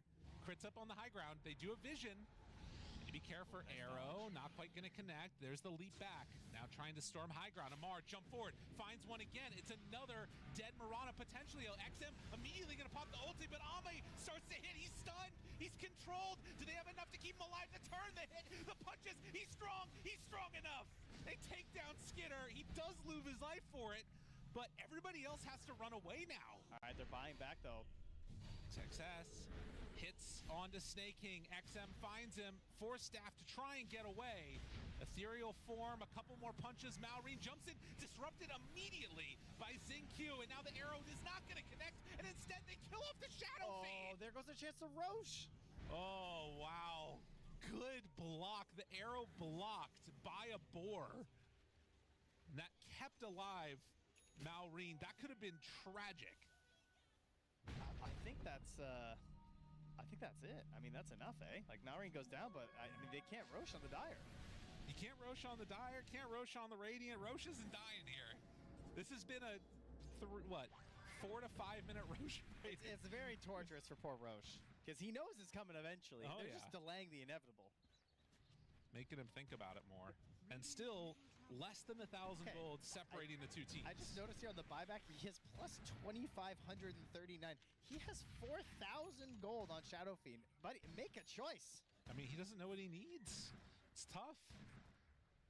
I think Lincoln's is a pretty good bet, though, because like that fight would have gone so much better for XG if he could have just popped a Lincoln's onto Ame. Yeah, because he got disabled for the vast majority of that. Otherwise, he probably survives, yeah. Ame just trying to help his own mobility, go for the Echo Saber and upgrade into the Harpoon. Yeah. Well, back we go again. Playing a little footsie around the pit. Okay. Shield Rune for XM. That's pretty helpful. Lets him blink in a bit more aggressively. All right, we got Force Staffs on the Pugnifer around the pit. We got Force Staff on the Snapfire. We've got our Blinking and Horn Tossing. I gotta say, I think Falcons look like they have way more options in this fight around the Roche pit. That being said, there's a Shaker. So XXS, he is like the X factor, one could say, for XG. We'll see if he makes the difference. 90% win rate on this Shaker coming into this game at this tournament. And like you said, it's for a reason, not for nothing. Basher, gonna be the next one on the docket for Skeeter. And like you talked about, this is where, you know, probably things start to feel a little bit weirder for Sven. Yeah, you even saw in that last fight. Yeah. You know, Sven is like peaking right now, and he was just going toe-to-toe with the Lifestealer. And part of that's also, I'm sure, the Empower helping out. Whew. I mean, Ame does still hit hard, though. He's, what, 3,000 gold ahead of the Lifestealer right now? Yeah, with the Daedalus. Like, he is going to chunk. By the way, we just saw Ame leave an ancient camp to join this smokes. This better work out, XG. Or someone's going to hear about it. Okay, skewer used by Amar. Might not have it as it starts. They're going to find somebody waiting for that rune, and it's right there. Onto him. Damage outdone. Obliterated. Was it worth it? Well, when they're right, they're right. They're like, they're going to come down here for this rune. It's just crazy how such a little thing can just... Like, that's it. Yeah. I think there's no Roche fight now because one. Okay, great. Trying to steal the Roche. Oh, he made it roar. Oh, and Ame pops BKB now because of that. That was really smart by Crit. Oh, here comes the Gore Storm. The Croaker. He disabled all of them, and now Ame's in trouble. Bro, the bash. Ame down. Team? That little slowdown forcing the BKB opened up an opportunity. Where is... I don't have anything to help me in that situation. I got 4 allies around me, and the Lifestealer just munches me and walks away. Yeah, it's pretty gross. Well, they have Roche's banner, Trent. All that for an Aegis that disappears in like 8 seconds. Yeah, it's pretty rough. That was our 10-minute Roche. X-Nova dropping down a ward pretty deep there by the gate. And is in the area where all the rest of the Radiant is. I do not believe that she knows this. Going for the Wisdom, sees a courier, and yeah, it's just going to be a dead Mirana. And the gem as well, yeah, that's a big one. Oh yeah, that hurts. Another kill for Malrine as he one death last game, still just one in this one. Is under attack. Snaking also 0-0-10. That's kind of hype, but we got the hype shaker item. Speaking of which, there. And Shadow Fiend, they both got it. with Big Days areas Zoom. effects. The refresher race was won here by XXS, but actually Tamara, I thought he was going to refresher too, but he changed his mind. He's going for the Aether Lens.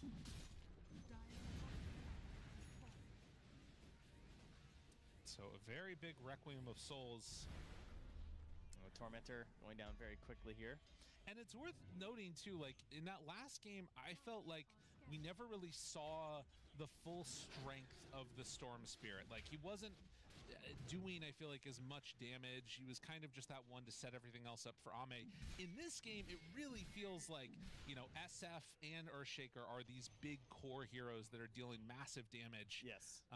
And so it's not that 4 Protect 1 anymore. Yeah, way more damage potential, and also just like additional stuns and stuff too, even from the Sven. Like they all three of them have a good combo of disable and damage, which helps because their support duo is a little lacking in that regard, right? Yeah. You got the one arrow, pretty weak damage heading to the late game from the Mirana, and then Shadow Demon just going for the save, but very much lacking in the team fight. So the fact that all three of their cores have control and damage in an AoE is really nice. Middle tower is under attack. All of these map movements coming in, realizing there could be some danger heading their way, and the immediately back out by Falcons, grouped together. Radiant's middle tower Just is under no attack. freebies is what it feels like is going on. And it's always awkward too when like you get a Roche, but nobody holds the Aegis, because it's this like weird middle ground where you're not dominating the map. They could potentially still take a fight, but you're still, you know, not wanting to just get randomly picked off around the map.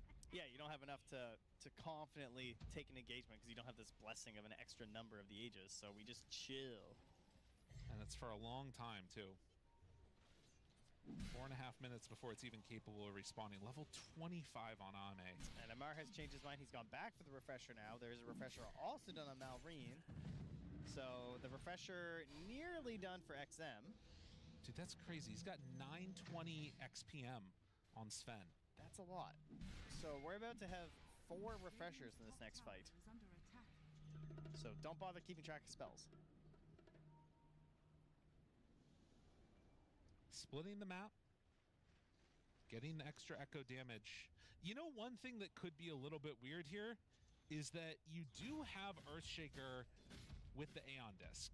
So if that pops as he's going in, Oh yeah, that's a bad feeling. That's a backpack. yeah, like suddenly all of his damage is gone if they can pop it on him. You gotta do the backpack, put it in as you're blinking, you know? Oh, so okay. instead resetting in, Yeah. that's the strat. So 15 minutes faster than average. Deciding refresher is that important on the mag. I like it. But a 4K gold lead for Falcons, not really making the difference here. It's going to be all about buybacks and how they use them, as well as, of course, those big refresher and teamfight ultis coming in. And there's no sizable lead this time like XG had previously, which kind of it almost baited them into this like going high ground and playing aggressive and being a little loose. This time I think both teams recognize that the game feels pretty even, and you certainly don't want a repeat of game 1 where the team that was ahead just sort of gets a little out of position and suddenly you're just back in the game for their opponents. Right. Well, the thing that's weird too this time around is that like because there isn't that Aegis, you haven't been able to make like concerted efforts to shut down the rest of the tier 2s. XG have lost their 2 side lane tier 2s, but they still hold on to mid. And now, Moonlight Shadow in. Crit, is he going to die again? In Nope. the same spot. Yeah. Realizes that's not meant to be, and no, Is under attack. they're just going to get away. Alright, another rune for Shadow Fiend perhaps? Dude, I think we're getting 60-minute items. I think it's happening. With We're 20 minutes to go, you think? like just because The they're just vibe? Are you vibe checking this game? a little bit. Because it's hard to go high ground with these guys. Yeah, we got Roche coming though. Like even Lifestealer, how are you going to hit high ground with him? Because you could potentially get like fissure blocked. You can't Yeah. do a safe like step up to high ground. Whoa, princess. Careful, Hank. Thank you, Nat. All right, 11 to 10. And they don't have the shaker here, but do have the rest of the heroes. And Crit, He's been getting away with a lot of these little cookie pushes. it's valuable, right? Like that little bit gets him into a nice position. Are any of them greedy, by the way, right now? No, it's quickened over there. Yeah, Brawny. No greedy ones, at least for now. Was that a BKB I just heard? Don't think so. I think it's XM just tapping his ulti every once in a while. Oh, I see. That makes sense. Yeah, that. He's getting into it. Skitter with the pure cloak, helping his 1v1.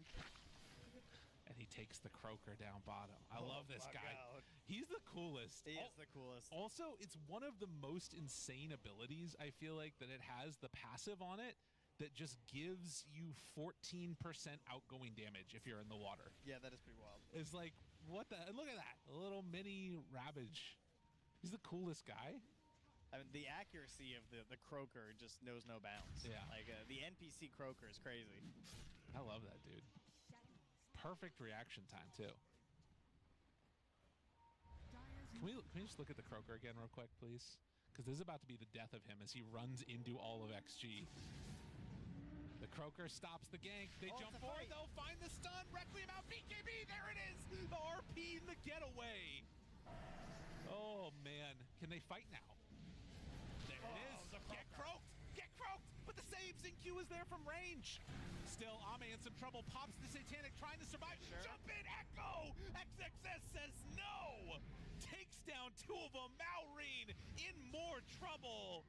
And XG on the hunt, finds a couple more. Now there are buybacks.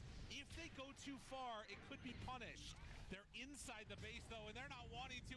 Another Echo Slam lands. Snake King is gone. If you're not buying back there, you're not buying back. That is a Satanic hero. That's a little better than TA Satanic right there. Big saves from XXS. Oh my goodness.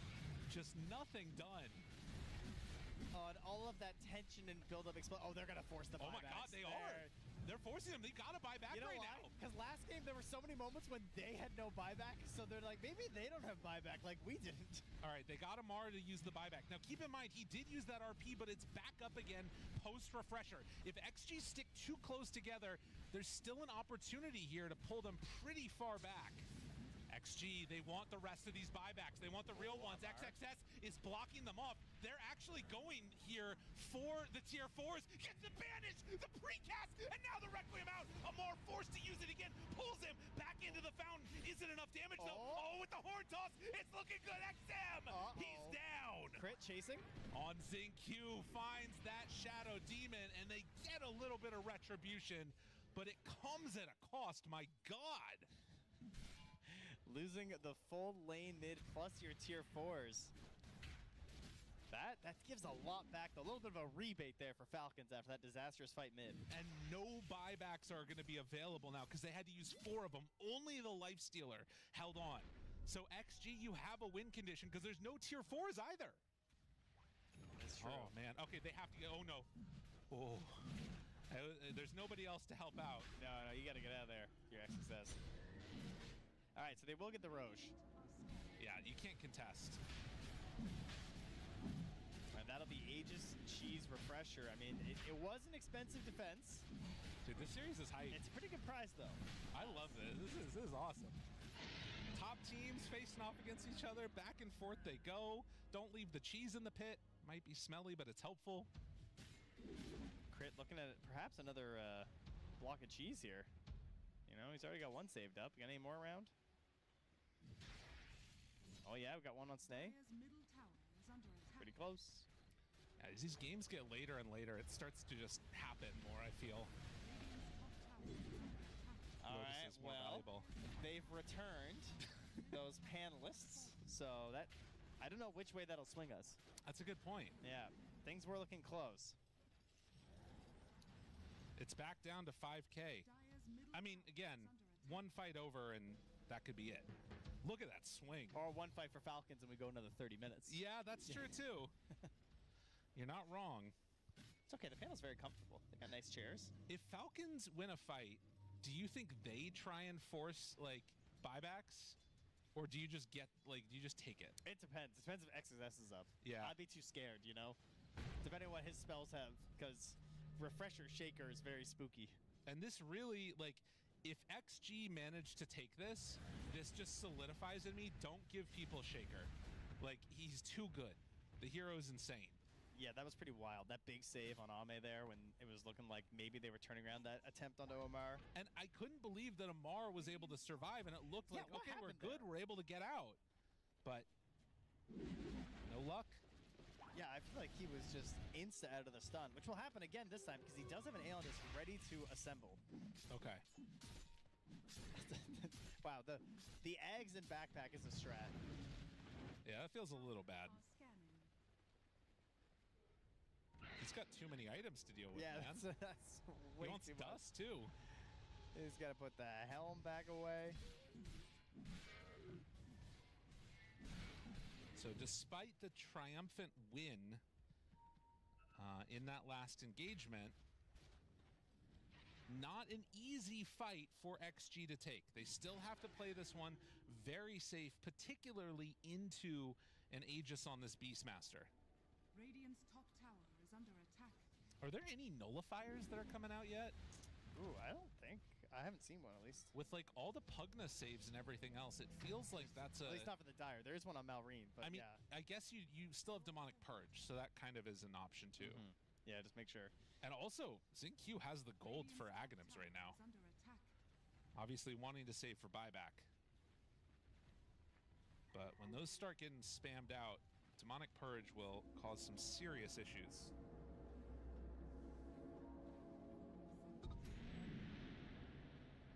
So 48 minutes. 2 minutes left on the Aegis. Crit. Does he get caught here? Gonna try another cookie clear. It's a little bit scary. Skitter pops Rage. They take the Tormentor. Get it on Amar.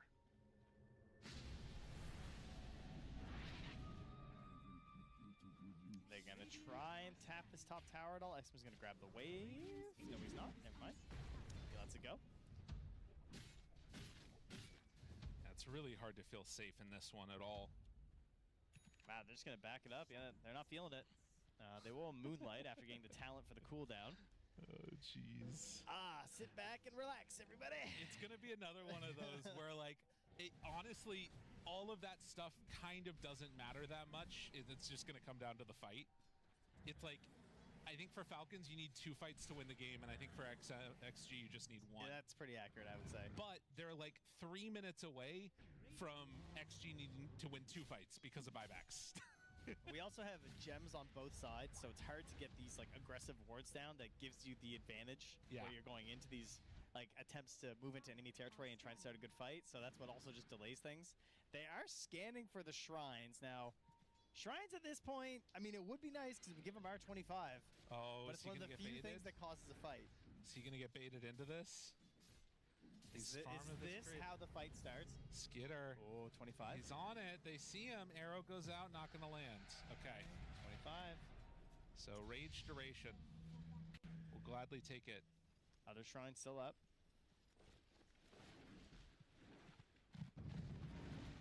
Yeah. They back away. God, the skewer range too now actually does also present another issue Oh yeah, it must be huge by now, eh? for XG. It's pretty big. I mean, you're going in the well. Oh yeah. No, you're You know? out of there. Yeah, Famar grabs you. You're gonzo. It's just 2 scoops of pain. Chant Totem cooldown now for XXS. Other 25s online. Amar keeps that creep out there. Of course, that's the other thing that's still really nice about this is you can keep that helm in the backpack. And your creep's still running around, which is so gross. Doing the thing. Alright, they're back at the outpost. Everyone TPing in here. Oh, snaking. Oh, XS is going to try something here. Finds him. Fissure. Chant Totem. Team doesn't like it. Not even an arrow.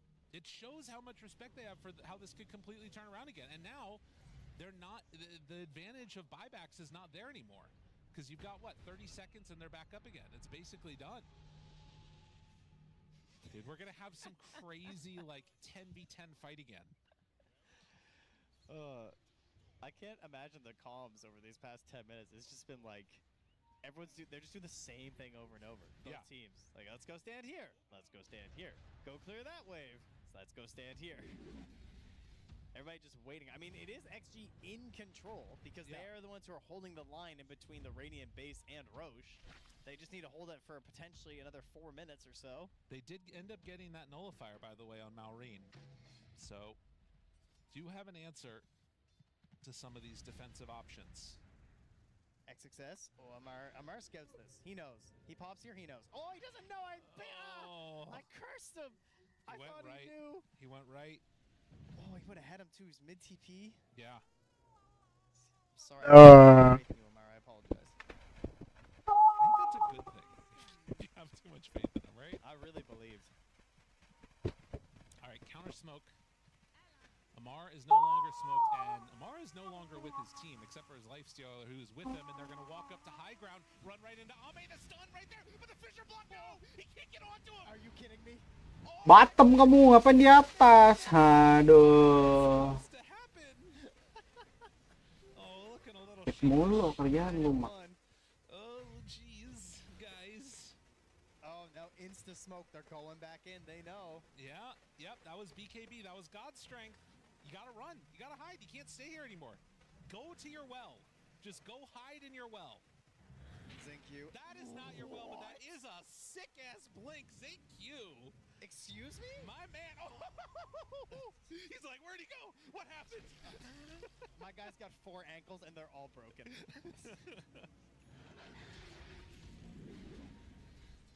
All right, well, they do find a shrine. That's good. Necessary. They won't stay for it, though. Jeez. 52. Where are we going? What are we doing? You're running into a Shadow Demon that just blinked halfway across the map. Because his cast range is insane. It's like a 2.5-minute Roche. Yeah. Well, I said I thought we'd get tier 5s. I wasn't so sure after I hit the tier 4s. No, I think you sniped it. It is certainly looking that way. I'm gonna take a look at this real quickly. Look at this guy. Dun dun dun dun dun. Whoa! Caught sight of him barely and then just blinked out. Back in the world of the living as Amar is... Did he pop refresher for that too? He did. He did, yeah. Jump in, mid lane, onto him, dead. And still have more of those demonic purges ready. And they're going to start retreating off to the east in case Roche spawns. They want to have some control over the area. There's a little Xingqiu illusion here. They know that that's the real one. They know it's him. Uh-oh, that's stun. Good stun, but the roar, now the turn disruption. They can't hit in the midst of it, and the demonic purge doing good work. That is a problem, though, as they get the big RP. Does not have refresher, though. Will it matter? Skinner right on top. XM gonna be bashed, gonna be killed, and Ame stuck up on the cliff. XXS tries to do something here, anything at all, to salvage this fight. Will get a kill on to the snap, goes for the TP out. That's a crazy set of plays from XXS to try and salvage it, but it's not enough damage. Just gets a die back onto crit. Ancients being hit by the creeps. Oh, don't let it end like this. Nah, they got Glyph. They're fine. There's no TPs or anything. Not gonna do anything too wild here. The good news is the Roche isn't immediately up, so if they check it, they can't just quickly do it. They might just plant snaking in there, I imagine. Might as well. What else is he gonna do right now? Man, that was close. I thought they were gonna turn that back around for a second there. I thought there was gonna be like a satanic and Snipe was gonna start going, but and saved. A chance, a bash, an opportunity. XXS backs away and they're gonna disrupt Skitter and then just retreat. I mean, that's pretty much your only chance to maybe get the Aegis, you know? Is trying as this trio to shut down one of these cores inside of Falcons. But now the Roche is going to spawn up top. It's spawning in a second. Malreed's there. He's got it. That's our 4th roach, as you can see there, so plenty of goodies. Dude, what is it with this TI? This is just like insane. All of these games, like they're not all hitting 60, but 50 minutes still makes mayhem. It really does. And, I mean, and just like the patience too. It's kind of a classic, right? And no one wants to take a bad fight. Yeah. So you're just waiting and waiting. You don't want to feel like you're throwing. And each one of these games matters so much too for placement. Yeah. I mean, you're trying to get straight into the international here. Get off of this road. The road it's full of bumps and scary other cars, and you don't know how they're driving. And as has been pointed out a couple of different times, incredibly competitive tournament across the board. Rebuild and Radiance there? Okay. Oh, did he try and do the trick and then lose his talisman? Can you do last hit, bro? Zimazari was full? No, there's no way. Okay. Got a BKB now for crit, so comes back after a couple of deaths, wants to be a little more survivable, as he's close to 25. Ooh. Doesn't have, you know... I mean, the Mortimer Kisses launch, it's a lot of damage. Yeah, I don't know. That's not bad, I guess. It is like... Pop, pop, pop, pop, pop, pop. I don't know, it always feels kind of bad late game just standing there, though, you know what I mean? Yeah, It that's feels true. like you have so much to do that, like, max channeling is just like... That being said, you're also just doing more in a shorter time frame, so there's an argument there. But it feels bad to go multi, you know, when you haven't gotten into AC talents for it. completed. Amar found. Blinks away. Puts on a highlight reel of his own. I can do it too. All right. Thankfully, he did not blink. But that also means no God Strength. That's crazy. Which means... Yeah, which means we're smoking and running at them probably with this Aegis, I imagine. And XG are going to run away themselves. Farm out this entire area. Head on back to the base. Yeah, there's no way that they're going to get a jump during the duration of this Aegis. And yeah, buying the 57-minute Midas. Yep. Let's go, X-Nova. You know what's up. Getting that bundle of Madstone for free. Has the greater healing lotuses the whole way through, too. Yeah, gonna get the D ward there. My God. Just drops the Lotus. I mean, we're at that point too where the item is like X success, like the Aeon disc is gone. He's got like this Blink, BKB, Refresher, Octarine, bots 2, and 8,000 gold nearly. 40,000 net worth on Sven. Ame is topped out. Doesn't have a Moon Shard yet. Well, and he also needs that 60-minute item for some movement speed. He is a slug. Yeah, Ags also is another outside of the option. Swift Blink, it's just he's just trudging along the map at 325. I think we are just waiting for those newts. Can see down bottom they're gonna go for a Tormentor here. Yeah, last hit 764. Let me tell you, if any of you guys took any of these heroes in fantasy, Can they do this? you are living large. No, they cannot. They realize now that is not gonna work. You need more people. All right, noble effort. All right, they're coming down bottom to help out and take it. So now they'll go for it together. As friends, Snaking, don't die. Oh my God. Jeez. That's scary, man. Yeah. All right, gets Malrina's shard. That signals to XG we can hang out for a little while. Not too scary to be on this side of the map. They scan the gate too just to make sure.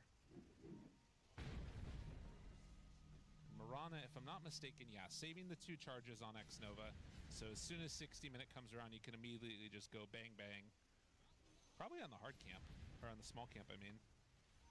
Would be the most value. All right, 60 minutes coming up. So does any of the tier 5s change stuff? Like how much will it change stuff, do you think? Not as much as they used. At least I feel like they don't change as much as they used to, but they're still all like I like the movement speed enchantment. I think is pretty big, right? They're going right before it. Moonlight Shadow. Malrine is showing. Now jumps away. Blink out. Blink out. Blink out. Ame, dude. Ame's dying. He went for. Ame's dead. Oh no. Uh-oh. Yeah. Zinq now also in trouble. Nullified. Right clicked. Finished. Yeah, my guy just got RP'd, and it was Jover. The horn toss on the RP. Good grab, good find. Goodness. Okay, so they might be able to get a buyback out here. I mean, they can just insta-go for their items, right? Yeah. You can see they're just cleaving through the neutrals. Xnova also doing his best to try and get some for the Dire team. I mean, I guess he did use his BKB. He didn't use his God Strength. So not that it really matters, because he's going to need both. Book of the Dead, attack speed, and magic attack damage for Malrine. All right. Amar, what are you finding? Horn tosses.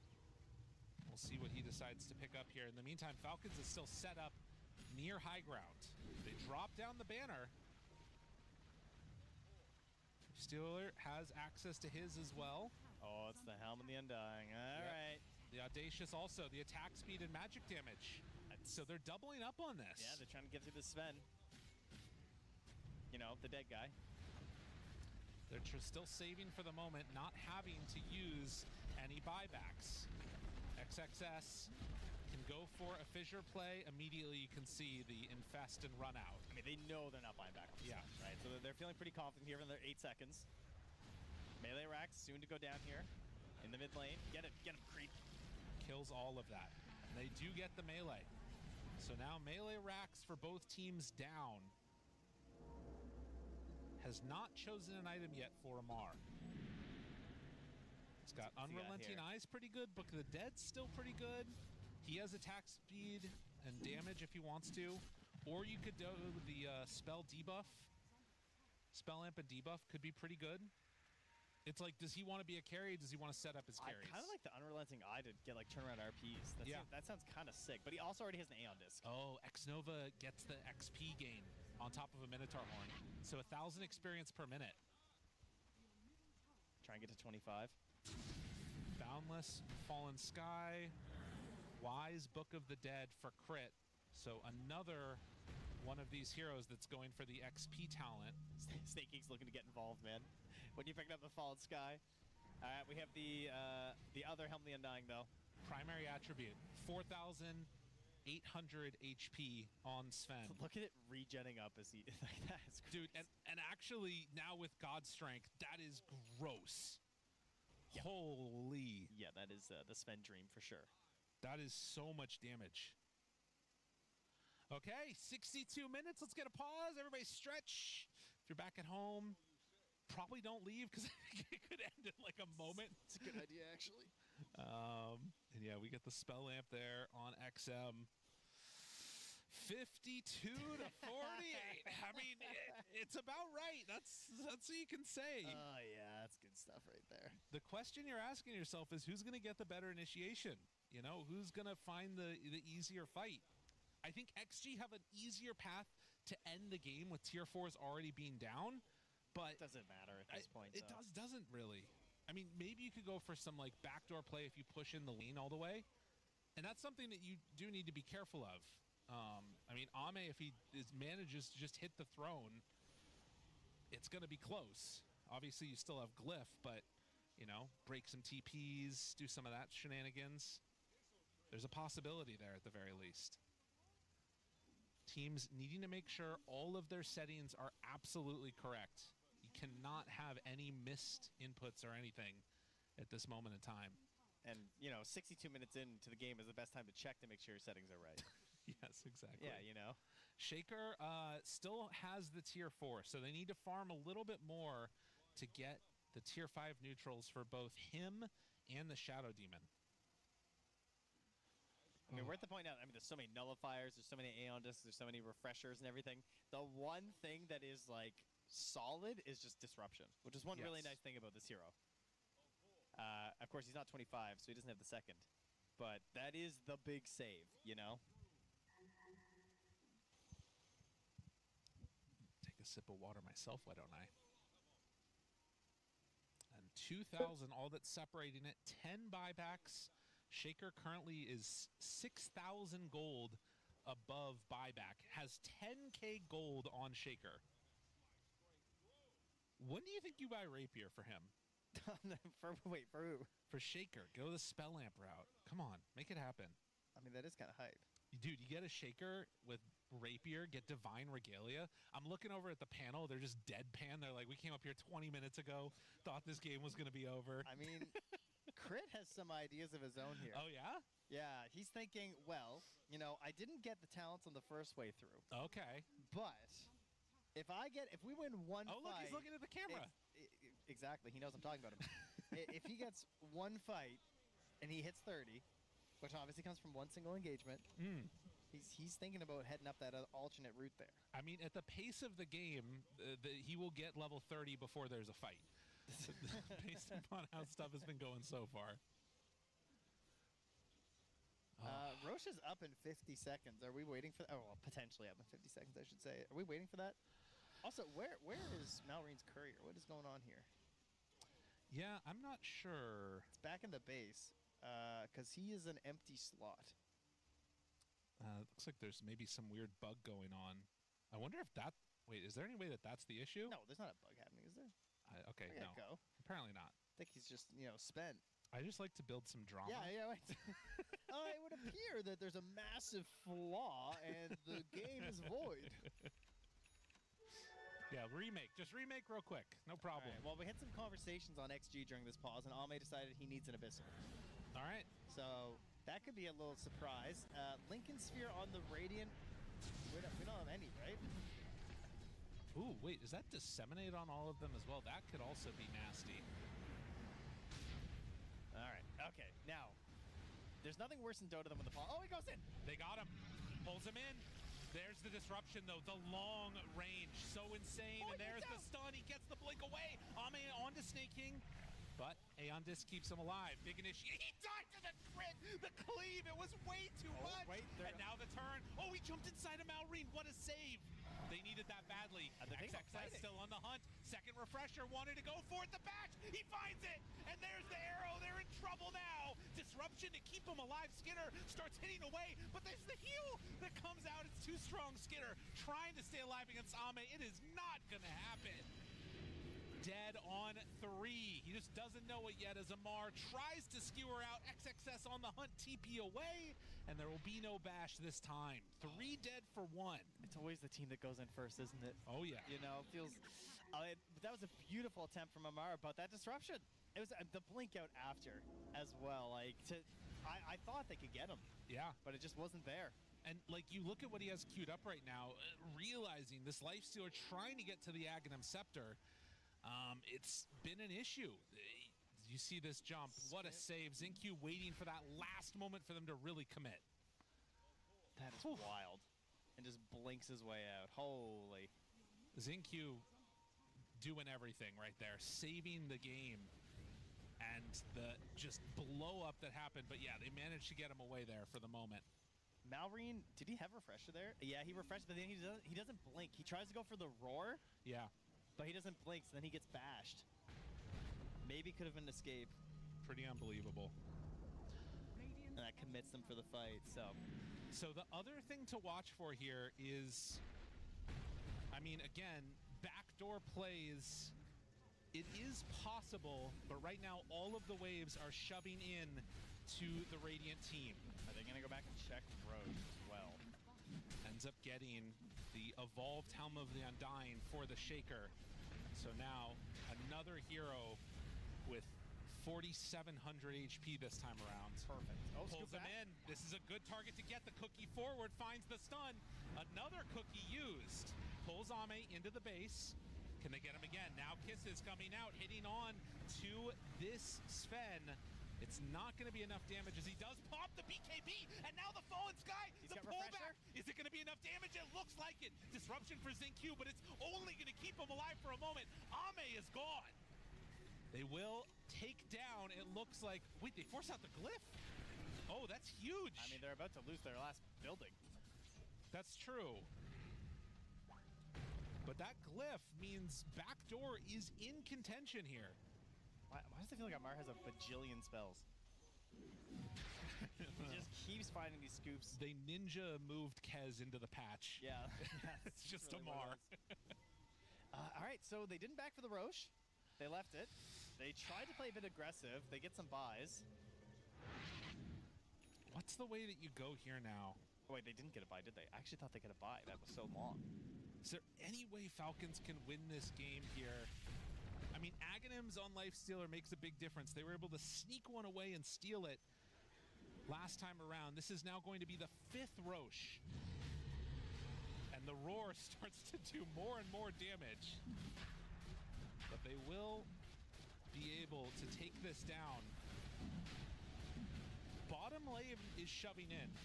If Falcons don't deal with that, by the time they push, that is going to reach their base, and you could go for some backdoor TP in with no glyph on Radiant.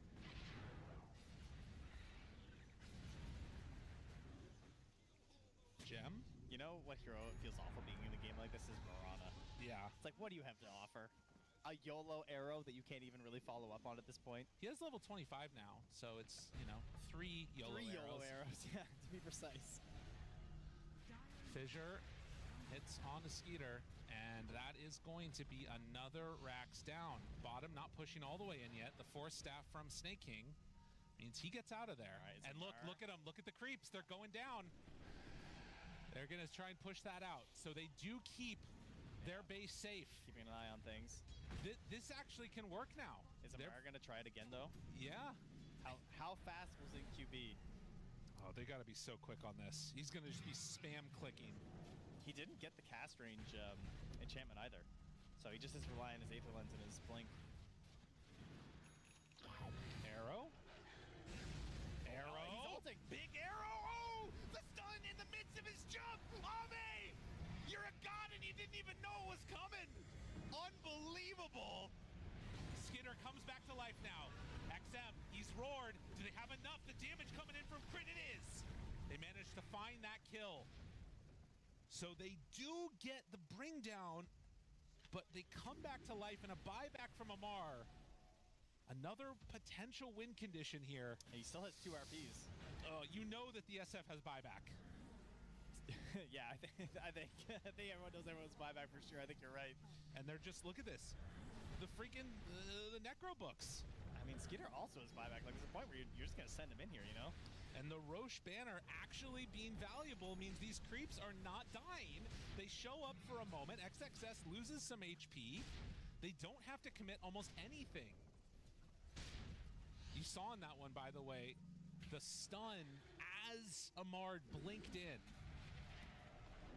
Could have just been a tragic moment there. They would have been able to find the RP onto Sven. But you said it. What does Mirana get you? And then he finds like a clutch arrow. So nuts. Tactical from X-Nova, of course. Oh, yeah. Knew it was going to hit.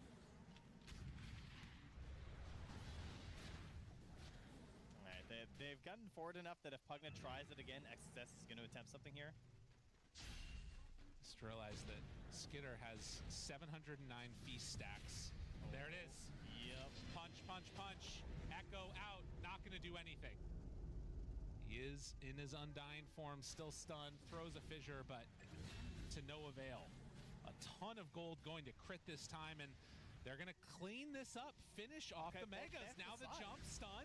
Ame decides he wants to hit him. There's the follow-up stun onto him immediately. XM wrecking the souls, but the RP disruption came in, which means Ame is not hit. Now starting to beat into Skinner, and Skinner gets obliterated. No, he's back. He's still in. He Jumped inside of him. Okay. But now he's probably dead. Live for a moment, but yeah, only a moment as the hits, they come in. But the damage coming out from Crit from the full artillery downtown hits away, but another disruption and the save.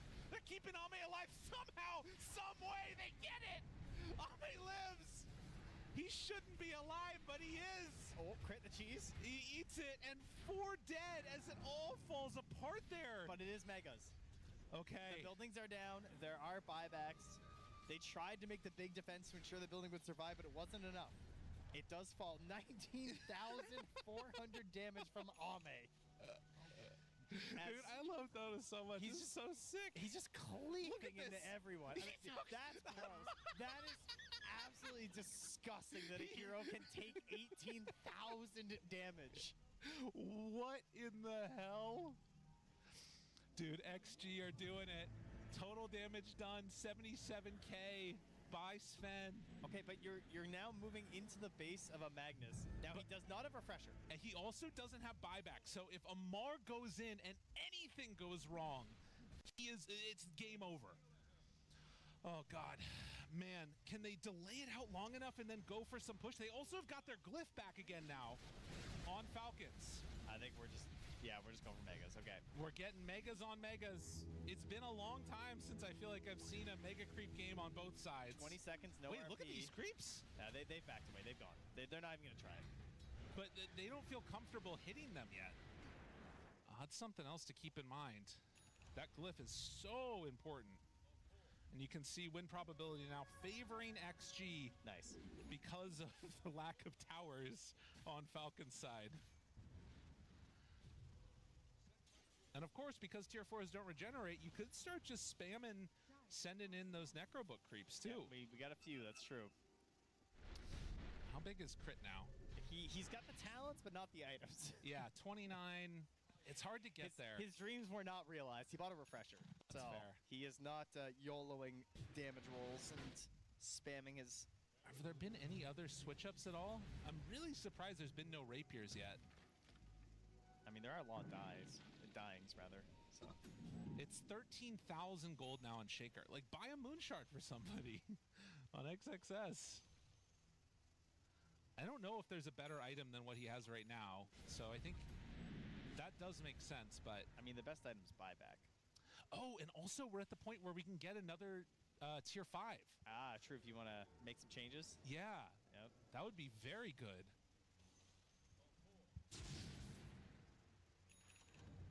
I mean, at this point, you could maybe ditch the Necrobooks. You know? Yeah. So it's like I feel like they're most useful for spamming into the racks. It's not very often that they decide tier 4s and throne. That's true. They are good for pushing waves, though, which is fair. But, you know, maybe there's something that's going to help in these, like, massive team fights a little bit. Timeless Helm of the Undying for the Shadow Fiend. Okay, so he will get his ulti off, almost no matter what. Hey, And most good last spell hits lamp. this tournament now for Ame. Okay.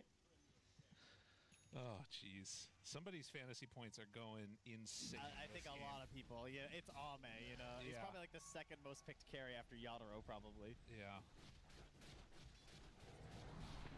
And Moonshard bought at an First hour time. and 15 minutes. That's a 2, sir.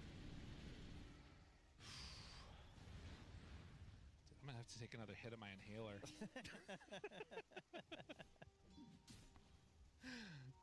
Gets the shard on the Shadow Fiend now. Rarely seen, but does have the cooldown reduction on raises per the enemy hero hit. When you just got a swag, you know? But that is where we're at. That's where we're sitting. And another battle around the Roche Fit, which honestly doesn't even really matter that much anymore. I'm looking down bottom where there's more Necrobook creeps being sent to push out the bottom wave, which was also pushed out by Necro creeps. So I mean, we've got both Malrine and Amar kind of eyeing up their neutrals, trying to decide if there's any value here swapping. dude, you know what the actual item is that they should be buying? Is What's that? Helm of the Overlord. Because it stays alive in their backpack too. Oh yeah, and just upgrade it? Yeah, I mean, just- he doesn't really have enough gold for it. He's only got 4,600. Well, I But guess you're not right. for Amar, but like Earthshaker, for instance. Oh, you I know? see what you're saying. Yeah, just grab a dragon, check. Yeah. Can they handle Mega? I actually don't know. I don't think they can, but if you send them behind a wave, Yeah, that's true. it literally is just becoming an RTS. I think that's what's happening in this game. A smoke bot late game, and no way at this point to easily break the stalemate. Crit is almost at level 30, and given enough time, he can transition to that other core, but it's going to be a while. Amar pulls in, Save. catches one, roar used, Ame disrupted. Disrupted and saved. Now XM, Ame turns and hits, and the satanic turnaround is insane, but the damage is still out. Coming in, it's not going to be enough. That is a dead skidder. The control now onto Snake King. Oh, Amar does not have a buyback. He will actually it's in 3 coming back. seconds. Yeah, his is coming back. So they will be able to come back to defend this. TP away, not going to happen. I feel like Amar thought about it. He thought about doing another RP to pull him further away from the Shadow Demon, but he didn't want to risk it. And then It the is bandage came out just at that Cookie moment. off to the side, Crit trying to do what he can, but will eventually be stunned and killed. Those are the Now in the buybacks. base, Ame! What? They pulled him all the way in. Amar with the buyback. Brother Bear. He's back there and he is dead now. Does not want to have to use the buyback. There's shit happening up above and suddenly Ame's in the fountain. Get out of the well. What? What happened? I mean, Amar just popped back and Ame, like, we know what happened, but why is what you're looking for. Oh, that was, I mean, that should have been game right there.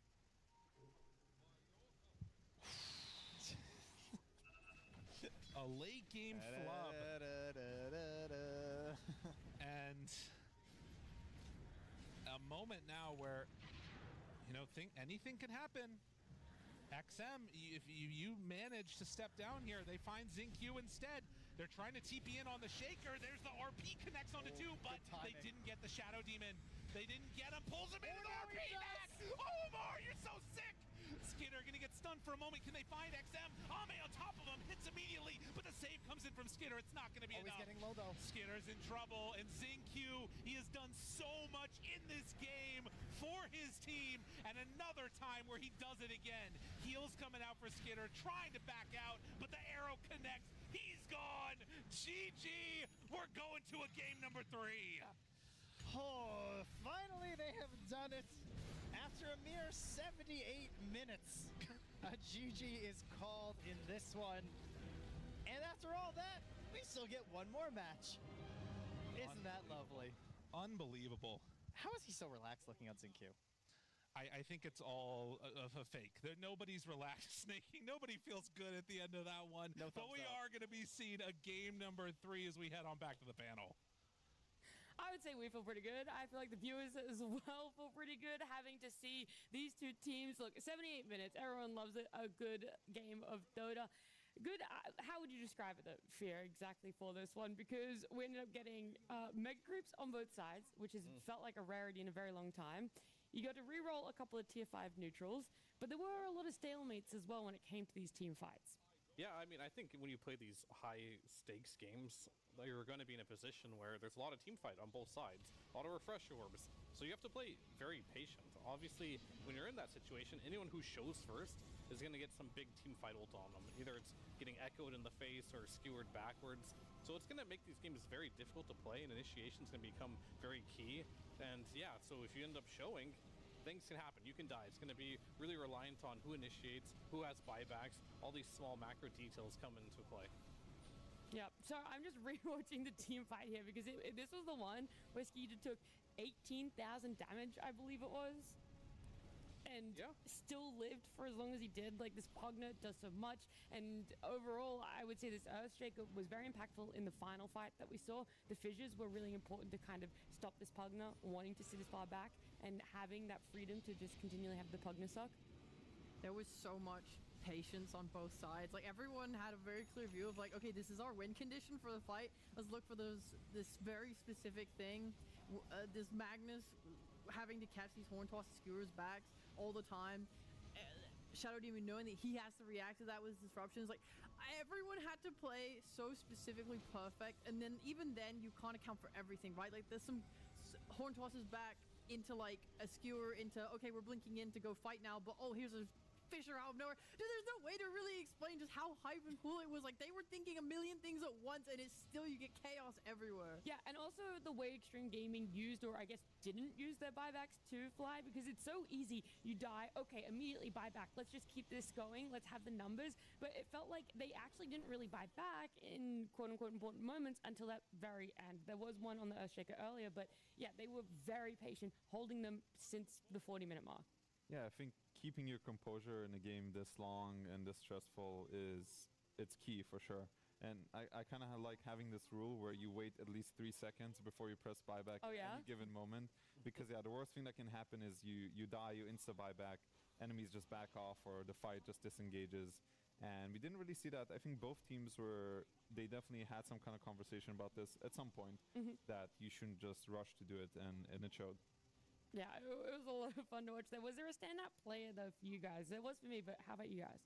Zinq, easy. Yeah, it's pretty obvious there. He did so much this game, whether he was just saving with disruption, but the fact he had Ags as well. We saw many fights where he just used it on Lifestealer, and Sven was just out man fighting the Lifestealer because he no longer had passives to lifesteal anymore. So those two things just pretty much won every single team fight for them.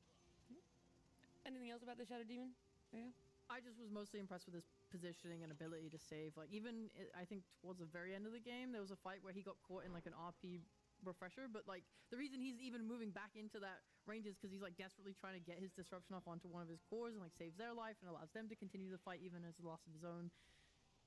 He was just so on top of it. And there's something I was wondering, because I play a lot of save heroes myself, and there are situations where it's very hard to actually click the target, especially when he's moving. So when the target gets skewered back, for example, or tiny tossed in the air.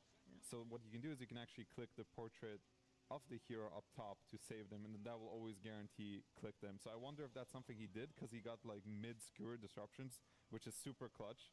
So I wonder if he did that or he's just that good, but it was awesome to see. You're going to have to go back in to the TV and look at his mouse movement, you know? He's just hovering over the hero portrait, just spamming his disruption to save them. It was so good. Well-deserved MVP. I feel like one of the biggest reasons why this game went the distance it did. Obviously, both teams playing so well there, but we want to break it down, maybe be a little bit more analytical here to that earlier part of the game. And for you, Fear, it was... I don't even remember. Yeah, you remember it? Like, what? Yeah, well, okay, well, we have a visual clip to show you as well, so in case, you know, no one else remembers it, we've got the graphic and then the clip for you. All right, this is one of the clips where I kind of wanted to showcase, like, this Magnus versus Shadow Demon and how important it is to actually catch the Shadow Demon in your initiations, as we saw when they didn't catch the Shadow Demon, on how much work he could do. So yeah, Amar in this particular clip here was able to catch two heroes, the supports, and this is where the game really kind of felt like, all right, Falcons have got things going on here. It's looking really good. And it really just did turn out to be, you need to get Jin Q in your initiations, because if you don't, he's going to save whoever you go on. And after that fight, it really felt like Jin Q was like, okay, I can't let that happen again. Yeah. And his positioning was immaculate, therefore, after. Okay. And then for you, Fly, it was do you even does it feel like it plays a part into this when you have a 78-minute I mean, it feels like eons ago. Yeah, right? This game, I mean, the game kept stalling out because people got Aegises and they lost them immediately, so it happened earlier in the game. Or stalling out Roche fights, 3 minutes, and then this magnificent moment here that you wanted to talk about was using. I think it was just cool by Crit specifically to make sure the Roshan roars, which means the Sven took extra damage. It took a little bit longer to actually kill the Roche, and then Sven ends up losing the Aegis right afterwards. So I think it was just a cool mechanic to abuse because Falcons took the first Roche. So I thought it was like, giga No, it definitely is, just a different way to look at like how to use how to stall things out when it's like, okay, our team can't get it, but there is a way for us to be able to slow them down, make us in a better position to be able to counter that. And later on as well, something maybe slightly more relevant or slightly more fresh in people's minds was after the 40-minute mark. Yeah, I remember there was a clutch team fight. I think it was almost like a 5-0 with constant like re-engagements. You're going to see this fight where Sven gets a good jump onto the Magnus. Even though he gets the RP off and doesn't die through the BKB, the fight still looks good. And there's going to be a re-engagement here soon where the Sven gets gone on. You're going to see the clutch disruption by Zinq throughout this entire game. And it buys that extra bit of time for the BKBs to wear off, the rage to wear off, where Shaker comes in and cleans up the fight, and then after that it's just hunting all around. It was some beautiful team fight execution, and this kind of showcases what happens for the next 20-30 minutes. Wherever Extreme took a good fight, it was off the back of the Shadow Demon and the clutch initiations from Shaker and Sven. So beautiful Dota. It does also bring the question around of the confidence they had. I don't know if confidence is the right word, but just leaving this Shaker in the pool to be picked up. They didn't look at banning it out in that first phase rare, and even we were questioning where exactly is it going to go, who really does feel comfortable in it, and where can it excel. I was really impressed with XXS, mostly because throughout this tournament so far, I feel like I've only seen him playing heroes in a very defensive way, where we're talking about the 4P1 on Arme, but this game he really stepped up. We talked about how Shaker can take Ancients. He was taking the Ancients even as an off-lane Shaker. They stacked for him, he took that, he built his Kaya, he built up to be a core, and then he took part in all of the mini fights that they attempted to have. When we were stuck at like 6 to 6 kills, I really think it just shows that he's leveled up for this tournament, playing different versatile playstyles every single game. I do think, other than that one Fisher that split Arme off from their opponent, it was pretty on point. Yeah. No, it is nice because it was always this, rushing for a Yules, rushing for a pipe, something that is there to help them. So I like it, just something different that they're displaying. They're able to win on it. This lineup was also something that was, you said, Fly, a slow lineup. You said it was a slow build-up. Do you think now in hindsight Falcons could have been a lot faster, could have gotten that high ground and potentially a win before a 70-minute mark? Yeah, I think it was an interesting game because it felt like Falcons were trying to kind of progress the map and try to get a small advantage by, buying Dominator, taking the early towers, but they were never able to really push it after getting that first Aegis. I'm not entirely sure why. Maybe it's because there is so much off-map threat by the side of Extreme. Like, whenever you don't see the Shaker, if you show on a wave, he might just pop you instantly with a Mirana backup. So I do think Falcons should have tried to somehow get ahead on the map, but I'm not even sure how. It was not a simple game by any means. So well played by Extreme, really. Yeah. And what do you feel that Game 3 could entail for us, Sphere, with your wise words? It's really hard to say. Like, these games are very hectic and crazy. I guess the only thing I can say for almost certainty, it'll be a long one. Seems these two teams like to take it to the late game. And after watching that last game, I think you're just going to up the stakes a little bit and try to either play a little more for that late game, whether it's the drafting, getting more heroes so I can do that, because seems like winning games early is not really an option. So finding a way to get to that late game and having that better scale is probably what you're most likely thinking about. Yeah, I mean, this game is now the longest game of this Road to the International, but also beats all of the games that were played at last TI when it comes to game length. So already, and we're only on day 2, so there's a chance for them to go even longer. Who even knows exactly what these two teams are going to be bringing to game number 3? Before we get to it, though, let's have a little bit of a look back between Nomad and Crit before when they got to catch up for the Road to the International playoffs. Team Falcons have been a force throughout the year, and I'm now joined by Crit to have a conversation about that. But firstly, Crit, you are now officially, currently, the player with the most consecutive TIs in a row. Oh, so I didn't even know that. Yeah. No, at the moment, you are number 1. How's that feel? Like I said, I didn't even know that. But I mean, yeah, it's been a few. So yeah. So I mean, what do you think the difference is between TI6 OG Crit versus TI14 Falcons Crit? How much have things changed? That's a hard question. That's like half a lifetime, pretty much. I was very young. I don't even really remember that time. It was so long ago. But a lot of experience, I guess. I guess the funny thing is, back then I was kind of like a favorite going into TI, and then I had a big period in the middle when I was not favorite at all. And then now we're kind of back to being a good team. So some things are just similar to back then, and some things have changed. So. All right, well, let's talk about this year on Falcons. It's been a really interesting year. I think, a bit quiet from you guys compared to last year especially, but now things have really started to pick up for you guys. So what do you think you've figured out recently that's put you in this really good shape? We kind of found a format for us that we have had before, but we kind of lost. I think we're in pretty good individual shape as well in terms of, we're playing a lot of pubs, everyone's playing well, and I think throughout the year we had a lot of individual poor performances, which kind of hurt us. And we're a team that relies a lot on that. We need our good players to perform well. That's part of how we play as a team and how we draft and everything. So we kind of got that back as well. I think that's probably the biggest thing. We just kind of stepped it up, and I think the confidence is there again, because when we lost a lot, then we're not really sure why. Just winning kind of helps you regain that trust in each other and just gain confidence. So I think that's the biggest thing. Yeah, I mean, you're a team that wasn't really used to losing before this year, to be honest. You started winning everything. What was it like being in that position, and what kind of conversations did you have about mentality and dealing with those emotions at the time? I wouldn't. It's more like an individual thing, to be honest. Because we're a new team, but we have a mix of old players and young players, and a very different level of experience on the team. Me and Snay obviously have a lot of years of playing, and then Skitter's a little bit more than the rest, but then it was Malvin's first year of playing professionally, really, and then Amar was kind of in and out and had only really ever played on one good team. So it was a very mixed bag in terms of like who has experience and like what are we kind of helping each other with, and like what can we do to help each other. And like I can't go in there and tell them, oh, this is how it works, because that's how it works for me. You know, they kind of have to learn for themselves like how to go through the motions and like what do you learn from each experience. And I think just sometimes you just kind of have to lose and just accept that everyone's like, you gotta trust that your teammates are working on it. And I think we just had to go through that, and I think it helped us. So what about your position? I mean, how are you enjoying playing position 4 at the moment, and how open is it? You know, what can you do on that role? It's not that open. It's not been that open for a while, to be honest. It's a pretty limited role. Pretty much ever since I joined this team, I feel like it's not been that explorative. But I think it fits me pretty well. Like, I understand the role. Yeah, it's nothing crazy, but like I'm still enjoying it. It's by far the role I enjoy the most. Across all roles, do you think there's any hero which is going to be like kind of popping off at this international?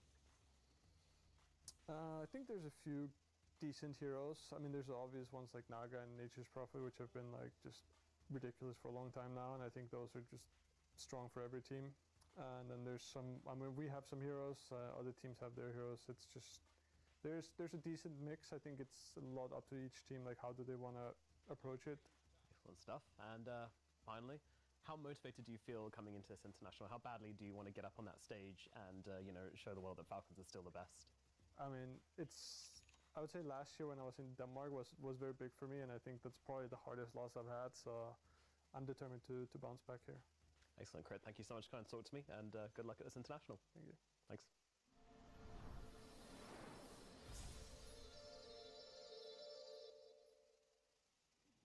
There you have it. Crit himself at least definitely wants to bounce back after last year. They obviously went in favorites after having such a dominating year. This time around, though, it's a little bit back and forth. Some people still think they're going to hit that form, other people not so much. But right now, XG and Falcons, it feels like they're very evenly matched. Our best of 3 is 1 apiece. And our most recent game here, going all the way to both Mega Creep on Mega Creep, 78 minutes. And yeah, the only thing you said you could say for certain is this third game is also going to go the distance? High probability.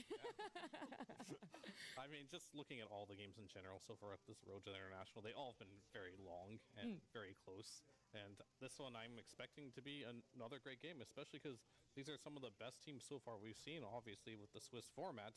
Going in 2-0, they both want to get that third win very badly, and they're both pretty neck and neck. So that's kind of like what you expect from Swiss format. Both the teams, every match is going to be very close.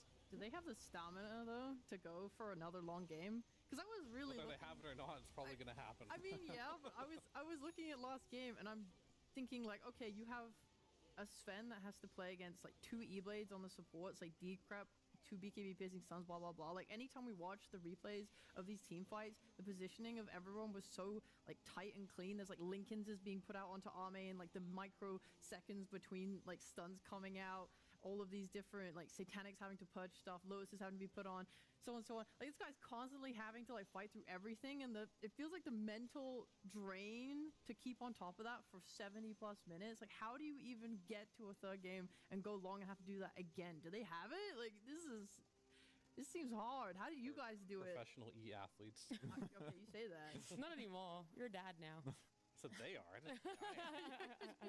Tired. No, for sure, these games are very draining. You have to stay focused, and if you lose focus, you might just ruin the game, basically, right? You be out of position, and Shadow Demon, the entire game crumbles. So for sure, it is very taxing. But it is what these guys do, right? Yeah. Like, we play Dota all day, come here and show the best gameplay you can possibly have. I do see what you mean, though, Rare. It's like, yeah, the games could go long, but do we try and draft? Do we try and play in a style that is going to give us that opportunity to close out by the 20 to 30 minute mark? Do we try and have that lineup so we're not waiting for things like refreshes? We're able to take control of more of the map. I think Dota is not really in that state anymore. It's very hard to finish games. There's so many glyphs. There's always the map is too large, where it's very hard to close off all the entire map. That means like everybody's still gonna get farm somewhere, and they're gonna get their items somewhere, and they're gonna be able to take a fight at some point, which is great because everybody gets to have more fun, more items, more levels. but it does mean that the games take longer to finish. Unless you stomp 3 lanes, I would say every game is going to go average 35 minimum. You know, that's the bare minimum. Yeah. Unless it's a severe outdraft and outplay, like winning in 25 minutes is pretty unheard of. Unless you're Tundra and you buy 3 Helm of the Dominate. Yeah, if you win 3 lanes and you have like push heroes, Sure. maybe. Yeah, the two evenly matched in this series for us to feel like that is that potential. And with our game number 3 draft, there is a change-up. Naga Siren had been banned in game 1 by Falcons themselves, even though they had that first pick. In game number 2, it was banned by Extreme Gaming, and now Falcons decide, let's take out the Beastmaster, all right? Let's start with a different opening, and there it is. We finally get to see her. And they also put Dawn into first phase as well. Because again, we're seeing Extreme with last pick, just like game 1. But I think in game 1, Dawnbreaker was banned in the second phase of ban. So yeah, she's been pushed up in priority. And Extreme, I think they did the same bans as game 1, where they took out the Sand King and Shaker. And then Monkey Chen. Yeah, I think that's the same. Yeah, they're exactly the same. I think we should mention Naga is part of the reason why this hero is permanent banned is because it's one of those heroes that just warps the game. It adds elements that you're not used to. And what I mean by that is that the Naga player, if they're good, and a lot of these guys, they probably play good Naga, you can deny every rune from 2 minutes, 4 minutes, like it changes the mid lane already. You use it to scout the entire map, you use it to push waves. So it gives you so many play options, as well as a save later on with Song. It's a game warping hero. There's not too many of those that completely change the way you're going to have to play and you're going to have to address her. And it's not that simple, which is why she's just getting banned. She's plainly annoying. It's an annoying hero. So I want to see, Snaking how well he plays this hero. I think it is something that he's good at because he plays micro heroes in general. And I want to see what they do to address, especially the pressure that she can add by sending illusions to the mid lane. There is still that, special thing about Falcons picking up the Naga is that Skeeter loves it. I'm not saying that it is good on carry. I'm not saying it's going to go there, but it is still just at least some percentage of you fear that has to think about it when you're on the side of Extreme Gaming. Yeah, I mean, you can keep in the back of your mind, but you should probably stay there because I think this hero, unless you see all 5 heroes and they have no way of dealing with it, maybe, yeah, I'm not a big fan of Core Naga. I think it just does way more on a support. And I think if we're looking at, team fighting and stuff like that, this hero's like a combo breaker. So if you go like all in for a big team fight type of lineup, this hero will bail you out. And there's also other heroes you can pair with it that can just add a team fight. I mean, Enigma comes to mind. Enigma and Naga, I've seen so many of these like matchups where it's just crazy easy team fight execution. But there's a couple others you can pair with it. But what I'm getting to is most games I've seen with Naga, they go pretty late just because you can't find that clean initiation, as we saw in like the last game as well. So both teams are probably thinking about how they can deal with the issues presented already. They both have already shown a lot of team fight, already even more here. And I kind of like this one against Naga as well because the sleep doesn't help if you're outside of the range, right? And if you're shooting the kisses from afar with an arena, Song's not going to help too much in that situation. The only nerf that Naga got was on the slow, right, for Deluge? I believe so. The sleep radius, I think, might have been either cooldown or radius. I think something got hit again. She's so strong. I think I watched a bunch of replays with her, and I think the most offensive thing, genuinely, was like you can play this hero as a support, and Deluge does so much damage, like later on, that you're just killing range creeps like from full, and melee creeps are losing like 50% of their HP. To have the power to send illusions out and have that much effect on the creep waves and how the map looks is criminal. Hey, look. The crit in the interview said Naga and NP are the most broken heroes in Dota. They got both. Dude, like, we just had to remind them of what they said before Road to the International by playing that, and they're like, oh yeah, we forgot about that. We should play them. It's like so much vision to have on the map when you can have these illusions out. Not only can they push waves into the enemy to force them to have to push them out and show heroes, but you're also able to give your natures money or find heroes with your illusions and then have the natures all on that on top. It's just horrible amounts of map play they have right now in Falcons.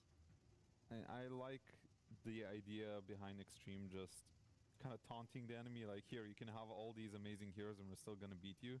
I think it takes some confidence. You know, because it's very easy to come here and be like, we're just gonna permaban these OP heroes and, you know, whatever, like we'll deal with something else. But they take a different approach. They decide to ban the Chen, and I think this is actually turning out to be a pretty good Mars game. Maybe unintentionally, but I think Mars is fantastic against Hoodwink because you cut down the trees. She cannot scurry away if you ever catch her. I think Prophet gets a good lane against Mars, but in the game, Mars is decent because Arena is good against range carries. Yeah. So it's turning out to be a pretty good Mars game, and now they have the Shadow Fiend and the Snapfire, so they have everything set up for another Ame last pick here, I'll be honest. And there's a very fine line between confidence and stupidity, I think. So we'll have to see at the end of this game, but there's a lot of good heroes that Falcons are getting. But as you mentioned, you still have a lot of great tools for extreme gaming. It's how do you team fight into this? Very difficult, and I think that's where Falcons could shine here, is just by kind of avoiding the team fights, playing with the Naga, just getting catches with Hoodwink. You have NP who can always go in as well. You're probably not wanting to match this team fight head on, most likely. So we'll see what they end up choosing here. Yeah.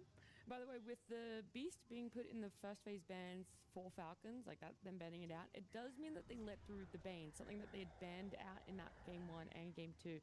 XG obviously see it, they like it, they pick it up, and so I feel like we should talk about Bane a little bit here and like why it is favored and what it can add to the other 3 heroes that have been picked up.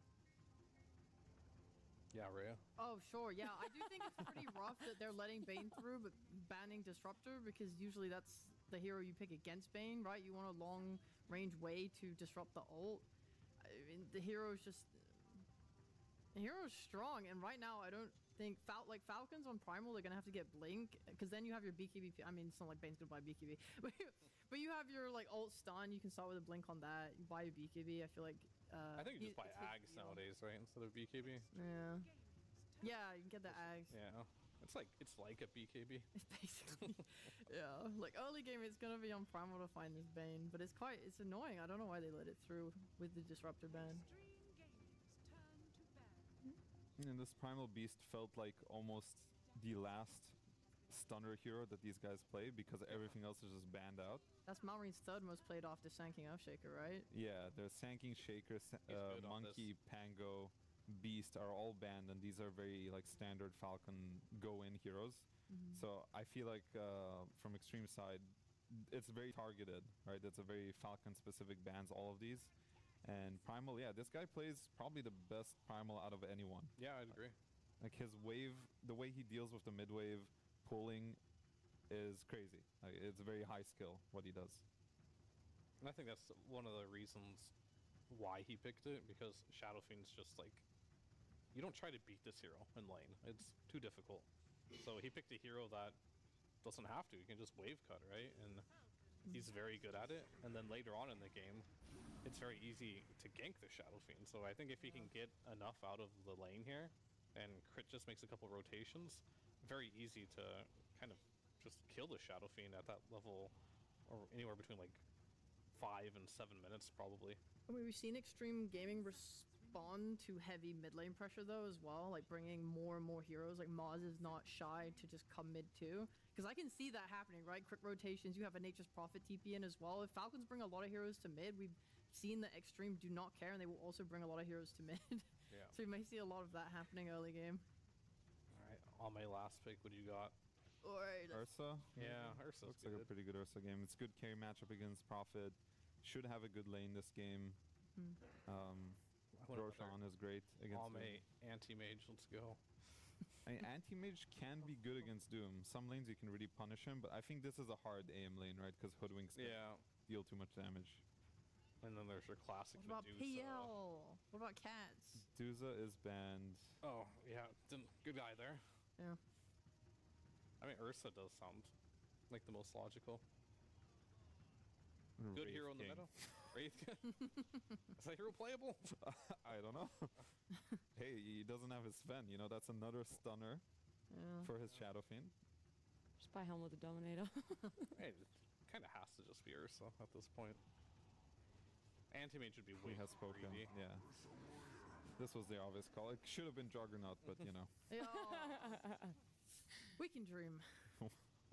We We can't dream. And for Extreme Gaming fans, are they dreaming of a win for Extreme Gaming here? Yes, they are. Why? Because you favor Falcons? I mean, you called them Extreme Gaming fans, so of course they're dreaming for the win. That's not what I was trying to imply. I was trying to say that they're going to be an undefeated 3-0 team. Our first one. I'm not sure. I think looking at their draft, it looks promising. It's both these lineups look good, and I think both teams got exactly what they wanted. I can't really predict who's going to win this one because I don't see any big holes in either draft. I think Falcons has a really fast draft, and this is how they love to play, and it fits them really well. And Extreme, same thing. Ame got his last pick carry. They've got a lot of team fight that can back him. So I like both lineups here. Okay, well then outside of maybe predicting the game win, Fly, maybe you can just give me some insight on how you expect the lanes to go out when you see these teams, knowing how equally matched they are. I mean, I think Prophet will get off to a good start. And if he gets off to a good start, he can probably help the other lanes a little bit. So that's what I want to see. I want to see Prophet getting off to a good start, helping his offlane specifically. I want Malorine to be rotating around and maybe attacking more this Extreme Gaming safe lane and not let Hame have a completely free game. I think that is their best way to win this game. Okay. And what about Baca for you? I feel like we'll see Extreme do the same thing where they just try and hold their tier 1 towers as much as possible and let Ame do that circle thing for 16 minutes. Yeah, until he's ready to go fight.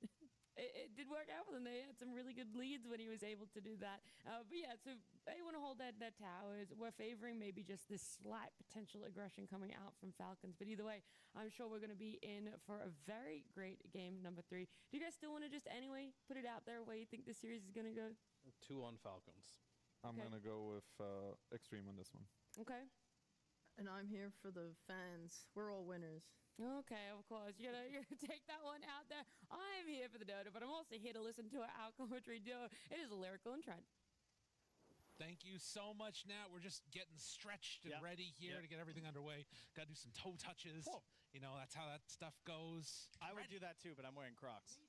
Because I'm not trying to impress anyone anymore. I have 3 children. I knew this was going to happen, so there we go. Yeah, do it. Go ahead. What? Come on, you got it. That almost kicked me in the face. We're going to have to get Owen up here. He was going to have to take over, but we're good to go. Game number 3, it's going to be madness, I was egged on by production. That's right. They told you to do it. They made me do it. So we're looking for some crazy stuff. KDA Ruin Day successful. That's all. One of them. Maybe you put the other one as 04 by Maybe. I don't know. I thought it was 2 teams. One of those 2 teams, and I think I put Liquid as a 4-1 as well as Tundra. And I think I put Tidebound pretty high up there. I don't remember exactly, but Extreme is definitely the biggest outlier for me. Yeah. We hadn't seen them in over a month, so it was one of those big question marks around it. But we also haven't seen Dota action for a little bit, right? We got to be blessed with 40 games yesterday, and I think it's only fair we give you guys a bit of a quick update of how these 40 games have been affected by heroes, okay? The most contested right now, this is what we're seeing in picks and bans. Beastmaster, Nature's Prophet, Naga Siren, massive, all, in the high 30 games of being banned at their fear. Yeah, there's a lot of these heroes not getting in, but when they do get in, they're not even doing super well. We saw Nature's Prophet lose a little bit the other day, and I think as well, this Marcy, it looks good in the carry role with the Helm Dom, but I think a big trend between most of these heroes is pacing, Helm Dom on Beast, and as well as Marcy. Monkey King, I'm keeping a close eye on the Monkey King still. It's looked good some games, but since it nerfed the Shard, I don't know if you can just throw it in as early as you used to be able to. Maybe with the win rate, there's something to be said that the games just getting through is where the enemy is yeah, we know that they're not very good at it. We saw a game yesterday where we were Nature's Prophet, there's no way that goes on carry. They don't ever play this hero carry, and then they lost. I 100% agree. I think some teams, especially when it comes to heroes like Nature's Prophet, even Marcy as a carry, it's a very specific type of hero. It's not as obvious as how you're going to finish out a game. Right. You have, let's just say, a Morphling carry. That's very traditional. You know how you're going to end the game. You're going to get Butterfly. You're going to start hitting things. But with Marcy and Nature's Prophet, you have to keep up the pace. You have to be aggressive. And it doesn't fit some teams. And if you know that about a team, you can let it in and you can play against it. Or at least taunt them hey, go ahead and pick it. And that's what we saw what happened with Aurora. I didn't think they would pick it. They ended up picking it and they ended up losing. So it's going to be interesting to see how it develops from here. Yeah. And we could also take a look then at our most picked heroes, right? Because there's most contested ones that aren't really getting let through, and when they do, maybe not the best, but most picked here, all right? Yeah. Disruptor is a massive one. That feels like that support has been cropping up everywhere. And Snapfire too. They're the two biggest ones that... What is it about these supports that are offering more? Is it something that's being played in the core role that just makes this support better, or have they had some slight buffs in recent times? I think for Snapfire, she definitely got some small buffs, which were pretty significant. And also, it's a bit of a forgotten hero. Like, when people don't play it, everybody forgets about it. But Snapfire, with a small additional damage to her ultimate, as well as the little shredder, I think people realized how strong she can be. And she's this amazing follow-up when you pair her with heroes like Mars, which we saw was highly picked hero, as well as Faceless Void, that's kind of back in the meta, not as much, but she makes sense with the meta heroes, which is what I like. And Disruptor is just an all-around great hero. Gives you team fight, okay laning, overall gives you the catch in the game. So I think these supports are going to be here to stay. I think they're definitely, it makes sense for them to be contested. And the other thing to mention was Dawnbreaker's win rate has been abysmal. Yeah. She was most picked there, but then we're just wondering, like, what's going on with her, you know? Yeah, like you can see that she's been picked 11 times. She's been banned like 13 as well, but overall, the hero's not been looking good. In pubs, this hero's contested every single game, so maybe that's what people also think coming in here, that the hero's OP, but so far it's not looking good. I'm not sure if it's because the weaker teams are playing it or not, but I think the hero's also been a little figured out. People are picking carries that make more sense against Dawnbreaker, not giving her a complete free lane, as well as picking these evasive mid-heroes where she cannot just ulti in and kill them very easily. And also supports, right? We said the Disruptor, it's also more popular, and Fear yesterday when it came out, it was an immediate response to Aurora picking up the Dawn. Yeah, I mean, it feels like a lot of these games that we've seen from the Dawn, I think it still might be viable. It's definitely pickable. It's only day one, right? But I think we saw a lot of games where Dawn went into the fights and just felt very uncomfortable to be into the fights, right? Would just go into a static storm or whatever, some ET ult. It can be very difficult, so you have to have a team that really knows how the hero works, because once you get in professional setting, sure, in pubs, like, oh, Dawn hit 6, you make a play, and all of a sudden you get punished for it, right? When you're playing with teams that know exactly how all these timings work, you have to play much better. Well, I don't want to dwell on, heroes that aren't doing that well. It's nice to know some of the reasons why, figured out, other things coming into the meta. But let's have a look at our most successful, because they're the ones I'm sure a lot of teams are going to want to get their hands on today. And maybe you in your pubs, you also want to get your hands on them. But the Earthshaker, with 10 picks, has a win rate of 90%. All of these heroes, by the way, we went for the most successful with games over 10. There's a couple of heroes that have 4 or 5 games with 100% win rate, but not enough of a sample size. But yeah, right, these heroes having great win rates for themselves with above 10 games played. Yeah, I mean, Shaker's obnoxious. I mean, you've sent him mid, and he is able to deal so well with like other melee heroes or what have you. I mean, his damage output is crazy, especially with the facet where I think your aftershock radius increases. It's like you think you're not in the near enough to the fissure, but you're still taking damage, and it just keeps chipping you down from so much range.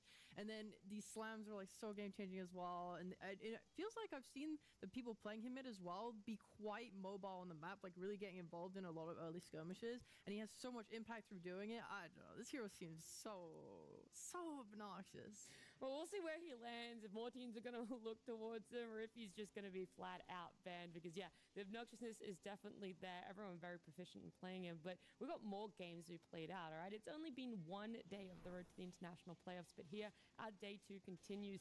Over on the B stream, they're going to be starting off with Team Spirit up against Tundra, 2 teams with a 1-1 record, followed by NGX up against Liquid, and then the teams that will be a 1-2 record. The C stream is going to be a similar sort of story over there. We'll have Aurora up against Yakutu Brothers, Navi against BB Team, and then the final series still to be decided. Our 4th stream, our stream D there, is Nemesis against Wildcard, Boom Esports against Heroic, and then here on the main stream, it's a little bit of, a change of pace, I would say, because we're going to be having our XG Falcon series to start us off. Then we're going to have P-Vision against Tidebound, 2 teams with 2-0 scoreline. But our final series is looking to be the teams with an 0-3 scoreline. So that's going to be the elimination match. We're going to be saying goodbye to our very first team at the road to the international playoffs today. as our final series. It's going to be a big one. There's a lot on the lines for all those teams that are playing right now with that 0-2 record. You don't want to be sitting there. You don't want to be playing that series afterwards and looking at it. But yeah, starting off with a nicer note. Teams that have been doing well for themselves. We're going to start off with Falcons up against Extreme Gaming. Yeah, I think this matchup it's very interesting because I think the playstyles are very different between the two teams. I think Falcons is one of the teams that have a very clear team identity as to what they like to do, how they strategize. And Extreme is more, I still call them more like traditional Chinese Dota, where it's a lot of team fight, like a heavy carry and Ame usually. And it's a very completely different playstyle that I'm curious to see how they're going to match up against each other. And yeah, I mean, I'm a huge Falcons fan as well in terms of how they play. I think it's very cool that they've developed sort of strategies that revolve around their hero pool, especially Amar, playing more carry-heavy heroes in the offlane, and Skitter kind of taking that more of an initiator role for that team. So I really like their playstyle and how they've developed it over the years, and I want to see how it's going to... It feels like every series we work, I know you've played with a lot of players, you've been a player for a really long time, Fly, but it's like every time we work in a series, I'm like, oh yeah, you're on this person's team, and you also were coached by this person. Crit, ex-teammate for you as well, so I'm sure that's a little bit of like, you'd love to see Falcons do well too there. Oh, for sure. Crit, obviously, a friend, and I hope to see him do well, and he's been playing amazing Dota.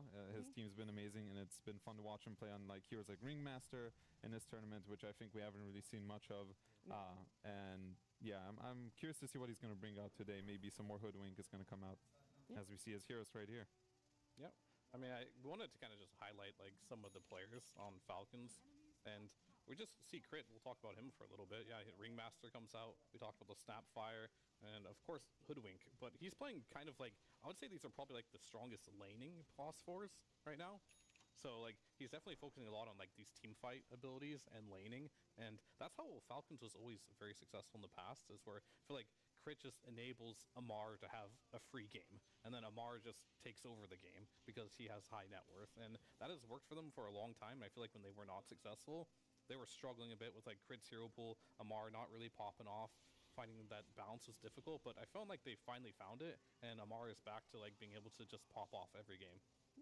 I feel like one of the other players, we talked about like the Earthshaker hero, how obnoxious it is. Someone who loves to play it is definitely Malrine. I feel like he's trying to get it every game as well. That's a hero he loves to play for himself. Yeah, seeing him play the Sanking mid and the Shaker mid especially is super cool. Especially because of the way that they play around their triangle. Like, you see a lot of stacks are made for them. If you ever watch Shaker mid and you see a team that will stack for him, you can just go in there with Echo Slam. You echo these two stacks together and they die so fast. Like, your ability to clear the Ancients is insane. It boosts his net worth so much, especially if he did end up struggling in his mid lane. It feels like it just doesn't matter due to how quickly he can take these stacks. And same with Sanking. Like, you'll watch the supports on this team play. They'll ward around their triangle. They'll defend it. They'll deward it. They'll make sure that these are very protected, so that Malrine can get that first item that he needs to then go and play the game. Yeah, and I think the heroes I wanted to show there as well is like they have so much synergy. Like Malrine and Crit, you can see Malrine's always playing that initiator. He's just the first one to stun, and Crit is just the damage, whether it's Ringmaster or Snapfire or Hoodwink. They're just running around the map together and just like killing everything. And I believe there was also one other player in their hero pool that you wanted to look at, Fear. Yeah, Snaking, the supports. That's pretty much like the core of the team, I think, right now. It's just going to be like Snaking with Crit and then Malrine. Like, they all have a very similar theme of how they're playing the game. Like, Malrine is just the initiator, the stun almost every single game. Then you have Crit being like the lane winner, that damage that brings in. And then you have Snaking, who's playing more of like that sustain, support, healing type of role that also plays on the map.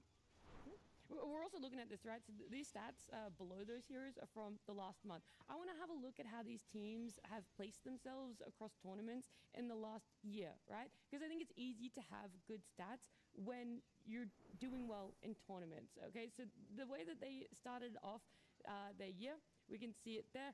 Quite a variety, or discrepancy, between Extreme Gaming's placements compared to Team Falcons. It gets a little bit tougher for them towards the later half there in that list that we can see. But leading into the road to the international playoffs here, it is really good for Falcons. They get that second at Blast Slam 3, second at EWC, and then first at the Fissure Universe episode 6. So that falls within that last month, and that's why those percentages are also looking so fantastic. Yeah, I mean, everyone's probably looking at Falcons as like the team to beat right now. They're the most recent LAN winning team, and usually that's the team you're studying, especially because that was on the most recent patch, this patch, that we're playing here at the Road to International. Well, that's their roster. You know, the only 2 players you didn't mention is Skitter and Amar as well. But Falcons having a tough first series yesterday against Nemesis. It went all 3 games. That third game went to just over 70 minutes, and it felt like they weren't ready for SEA. Then the second series against Tundra, they didn't end up winning that one. The second series against Tundra, it also went to that 3 games. But would you say, Fly, looking at it, that it felt as tough of a fight for them, or were they more familiar with that opponent, and how would that then prepare them for coming up against Extreme Gaming? Yeah, I think the cool thing about Falcons is just because they know who they are as a team, that it doesn't really matter who they play against. They're going to make some adjustments depending on the opponent, but in the end they're going to stick to their guns. They're going to have 2 backline supports, 2 initiators, and 1 carry every single game. They're going to do this formula in different ways, and I think it's very respectable, and I don't think it matters who they're going to play. They're going to stick to that. And we'll see how they're going to prioritize it against, you know, Extreme coming in this series, but it's going to be the same thing. Extra Gaming roster there coming up as well. Apart from yesterday, it had been quite a long time since we'd seen them. No one knew what exactly they were going to be bringing to the table, and Raya, they just came out swinging. Right now, they won 2 series for themselves, and in both series, just clean team fights. Great drafts, clean team fights. I feel like is the overarching era of what Extreme Gaming is. I'm so impressed by Extreme this tournament. Like, I really hope that they're able to bring the same quality to today, because obviously, you know, you take a break, you go to bed. Who knows what's going to happen? Maybe they didn't go to bed. Maybe they didn't go to sleep. Yeah, you're like, what happens to the momentum? No, I think they have looked so good, and I think as well you can see it in comparison of like the offlaners, for example. Falcons, you have Amar, someone who's so greedy and wants to be a core, but yesterday, the first game we saw of Extreme, there's a Mars, and he's building first light and pipe. Right, and they're going so all in like 4P1ing. It feels like Arme, Ursa. You know, you have a Disruptor and a Shadow Demon and a Mars with a pipe, and you guys are just making sure that Arme can kill everyone. And it seems that you have so much respect on this player who's so decorated. It's like, look at him go. Look at his KDA. I mean, this like the talk on Reddit is the talk, like a talk between us. This guy I was going to say, definitely something we're going to talk about. So hard, yeah. And it just feels like they understand exactly what their win condition is every single game, and they're executing it perfectly. Yeah. We'll look at that. We can see right now across every carry in the Road to the International, their KDAs, Arme is sitting there at the top. Yeah, I think he had some insane scoreline yesterday. I think he only had 1 death across. I was about to say, you might be questioning whether that is a mistake, whether you think, oh, surely that's actually 9 and he's only just first. No, that's not a mistake. There is no error. You had to crunch the numbers a couple of times, but no, that is his genuine KDA, 90. That is not a typing error. Well, I think that'll change today, though. I think obviously he had a great day yesterday, but I say that with like just looking at how he was picked yesterday and how Falcons will probably respond to this. He was 24 pick every single game yesterday. So they were 2nd pick every single game. And I think going into this next series here, that may not be the case. Maybe it will be. We'll see. But the other thing that I think might be very difficult for Ame going into the series as well, as they discussed before, is Crit is playing some very strong position 4s right now that are lane winning heroes, and he's against Amar, which is also one of the stronger off-lane laning players. So I'd be very surprised if Ame doesn't have more of a shaky start in this particular, because having a 90 KDA, if you can do that through the entire tournament, would be absolutely insane. But I think he's on the radar for Falcons to shut down. Yeah. But I think we kind of discussed this yesterday, right? Like, Xingqiu really prioritizes Ame in lane. Like, XSS is fine with being left. He's fine with tanking. He's fine with building more supporting items and not having to have that kind of core role the way that Amar does. So in that case, maybe Ame is going to be fine because they're going to place more emphasis on that. This is interesting to note that Falcons are first pick, and they actually decided to ban Naga as opposed to picking it, because they were given the choice. Extreme is like, here you go, you can choose Naga, you can choose Nature's Prophet, you can choose Beastmaster, have it, you know, take your choice. And Falcons decided to ban Naga and pick Beastmaster. And this is kind of an interesting thing, because we think Naga is going to be an insta first pick for almost any team here, and I think Snake King plays a great Naga Siren. He's played it before. Even Skitter can play it. I was about to say that's the debate. I wonder if it's going there because when Naga, it was very popular right at the start of EWC. Everyone was surprised when it got let through, and Skeeter ended up playing it on Falcons, and they lost with it. So I feel like that's the bait for Falcons. If they let it through, Skeeter will want to play it, and it might end up in a loss for them. A mental victory. You're not gonna give this guy the chance.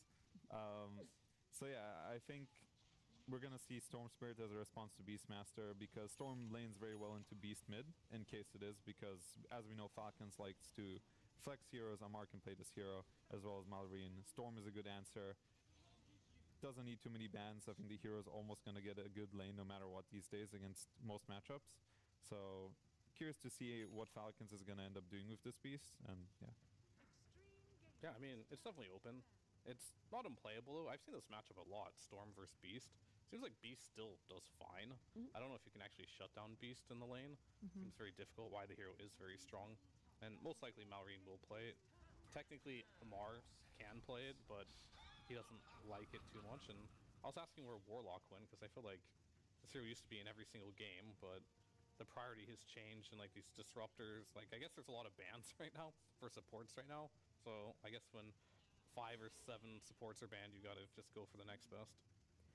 I thought that maybe Extreme would pick Silencer here to help cover their Storm Spirit, but now I'm looking at Falcons, and it looks like it might be nice if they took like Silencer plus Snapfire or something to be able to help deal with this Storm Spirit, to give your Beast a really strong lane if they do want to put it in the off lane. I mean, you have a lot open. I definitely see something like you mentioned, Snapfire, Silencer, any combination of these two range supports. As for Warlock, it's sort of a response to Beastmaster because you're good against him in lane. If he gets boars out, you can Fatal Bonds them, and you're gonna eventually kill the boars, as well as healing your carry in case he goes axes. So you have an answer to both. And I think the reason why we don't see Warlock as much is because the other supports are just a little bit better, a little higher impact. And when you play Warlock now, it's hard to get that level 6 early, which was his biggest strength, because the tome used to give him more XP, now it gives a little bit less. And you actually don't get 6 that early unless some crazy fights happen in the early game, which is kind of rare. So I think that is why his priority went down a little bit, but I think it's still a solid hero, and it definitely helps cover the Beastmaster, especially since Chen is already banned, and there are not that many good supports in the Beast. Yeah. Okay, well, Nyx, when it came out yesterday, it was on this panel as well. All 3 of you guys were surprised. Now seeing Nyx again after it having lost yesterday, is the surprise still there? It was a surprise because they picked it into Lycan, which just yeah, but it was terrible. also Flag going, I never seen Nyx assassin in my paths. Yeah, I mean, this is a little bit different from Crit. Like, he can play the Nyx. He's always been good at roaming, but the issue with Nyx is always going to be you kind of forfeit the lane. This hero does absolutely nothing in the laning stage. They're going to pair it with another strong support at least, but later on in the game, Nyx has always been a good hero versus like Storm Spirit. You can also just Carapace the Warlock while he's uphealing too. So you have some good options when it comes to that, so they expect to be good in the game. And something about Warlock specifically is that Warlock is very good against ranged supports in lane, because the ranged support wants to sit in the lane, the position 4, and hit the enemy carry or cast his abilities, but then Warlock gets a double Fatal Bond on 2 heroes, and you're slowly going to win that lane. You're going to keep pushing the lane, you're going to leave the hard cap open. So traditionally, melee heroes from position 4 are better against Warlock than range ones. So maybe that's the thinking, like we don't want to just sacrifice this lane. Because it is a Warlock, it's very easy to wave pull and just get the lane in a good position, and then just have the melee hero kind of snipe couriers and block camps. So from a laning point of view, a melee hero makes sense. Nyx Assassin just seems to be more of a response to Storm specifically. Otherwise, maybe they could have went with a Tusk, but Nyx is better at catching Storm than some of these other melee heroes. So I can see the logic. Yeah, I agree. I also, something that I like a lot about the 2 supports they picked on Falcons is in response to Storm, I don't think either of them are easy, quick picks for him. Like Nyx with his ult is never really supposed to be showing on the map. Enchantress is just, you know, she has untouchable, and she usually ends up building into this core with like Pike and stuff, and she gets quite tanky and hard to kill. And I think she also synergizes nicely with Beastmaster, you know, in terms of pushing towers and being able to group together. I think the 2 picks just seem nice with their opener and make Storm's life hard. I'm curious what route they're going to go here, because I think it's mentioned before, like, Warlock is a hero, he's always going to be shoving the lane out, so you can kind of just leave your offlaner alone there, whatever they choose to pick there. And I think Beast would be pretty good in that situation. They can just do Beast if you want with the Nyx, and that'll leave up a lot of space for Crit to just focus on Skeeter's lane, maybe Mallory's lane. I think this Pango is going to end up going off lane, because Pango lanes very well 1v2. It's a hard hero to pressure, and I think this lane they're designing is specifically good against Warlock. So no matter what Ame is going to last pick, I think they're going to be okay versus that Warlock lane. They'll probably go even, if not slightly lose. And this fits into the Falcons formula. They have 2 of these cores that can initiate with Beastmaster and Pango. The only difference is they don't have as much follow-up damage compared to like having a Hoodwink or a Snapfire.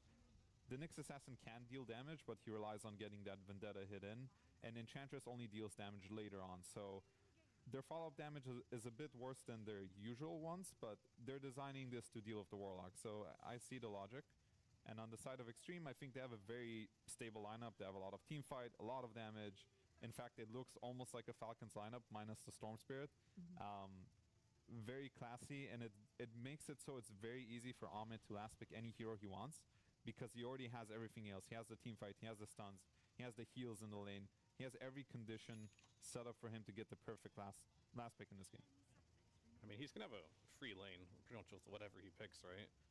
There's going to be no laning pressure. I mentioned it'll probably be a game where he doesn't get a free lane, but I think he will this game. So he can Already actually backtracking. pick whatever carry he wants here. I'm very curious on like what he's thinking might be the best. Because, sure, he wants carry-to-carry matchup. He'll see that, too. He's going to see absolutely everything. So they're sticking to the same formula where Ame just gets absolute last pick. And this is where he really shines, because he has a very deep hero pool, and he likes playing these very hard carries. And if you can get the right hero into the right game on that last pick, it can have a lot of impact. Do you guys have any carries in mind that you're thinking about? I don't know why I'm thinking Spectre, but I'm thinking Spectre. Spectre! No, please. Ahmed, don't do it. What if he buys Dom, though? Let's think about that. You might pick any mage Dom. Yesterday there was the like coverage gyro ban, I think, before Beastmaster was picked, and we didn't see that this game, so it seems they didn't care. I thought the Sven might be nice for Ame, but then obviously Falcons have left it in the pool so that they could just pick it themselves. What about Juggernaut? Juggernaut? Yeah. Dude, when Fid did say he could pick anything, I was like, yeah, it's gonna be the Jug game, isn't it? I can see the Juggernaut. It's actually good against Pango, though. Yeah, no, it is. It's good versus Against Sven. Beast, though? I mean, it's not bad versus Beast, actually, because you get a hard dispel after your spin now, which can surprise people, but they'll pick TA. Very standard counter to Sven, just because Refraction is very nice to have against like the slow burst damage of Sven. Yeah. And then, of course, versus Pango as well. Very difficult lane for Pango to lane into. It's also kind of good against Nyx because you have these traps everywhere, and whenever you place a sentry, you're going to be able to see the Nyx move around. Yeah, so in terms of vision, too, right? yeah. So the TM makes sense. It is a good matchup against Sven. Beastmaster is okay against Tia because you have BKB lockdown, but that goes to almost any carry in the game. So I think it's a solid pick, and I think both teams ended up with something that they're kind of happy with, honestly. So everyone just kind of playing their own game, which is what I expected here. Honestly, I'm kind of feeling extreme looking at this last pick, TA. Yeah.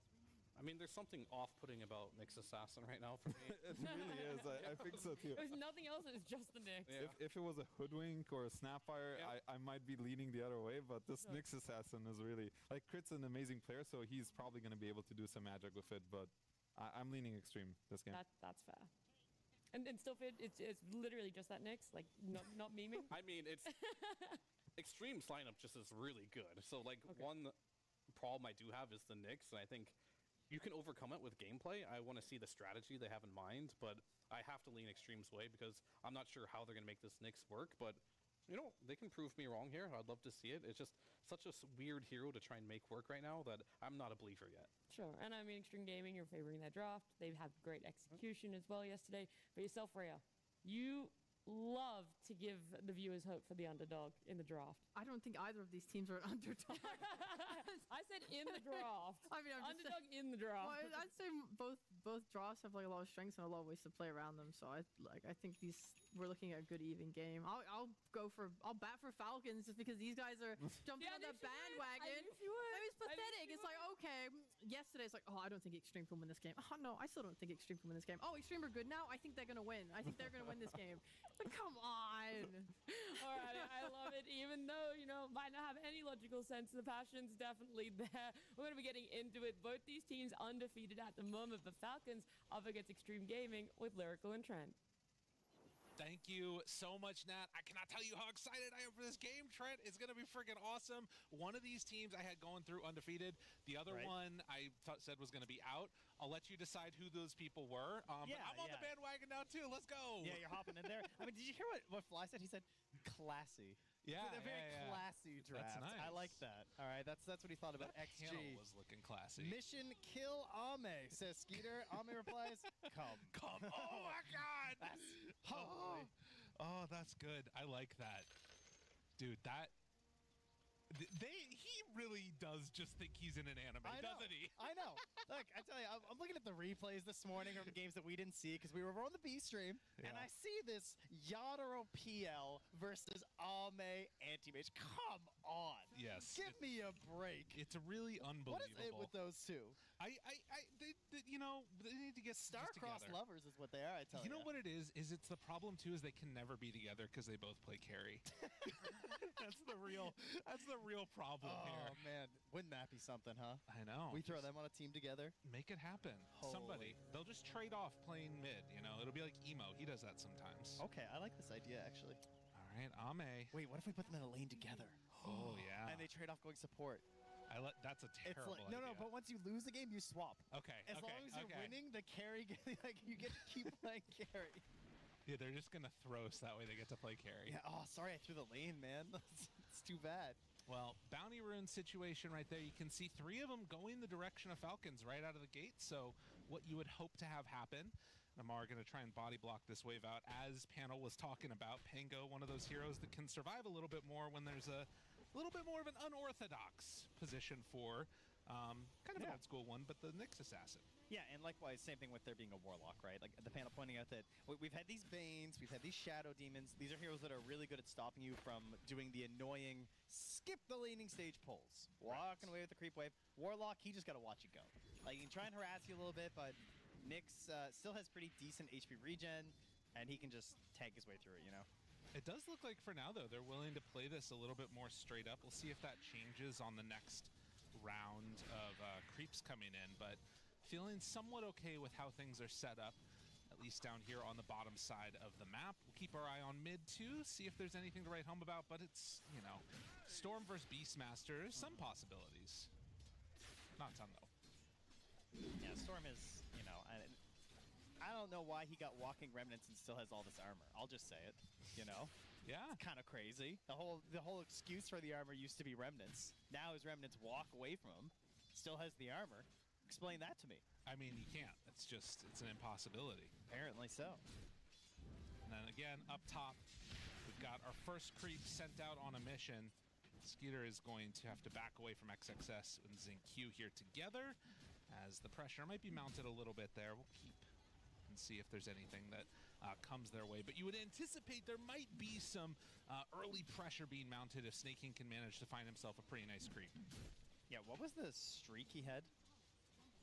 Oh, yeah, there was that long streak of him. Oh, sorry, 27 wins. Yeah, that's before crazy. He lost his streak on Snake King's Enchantress.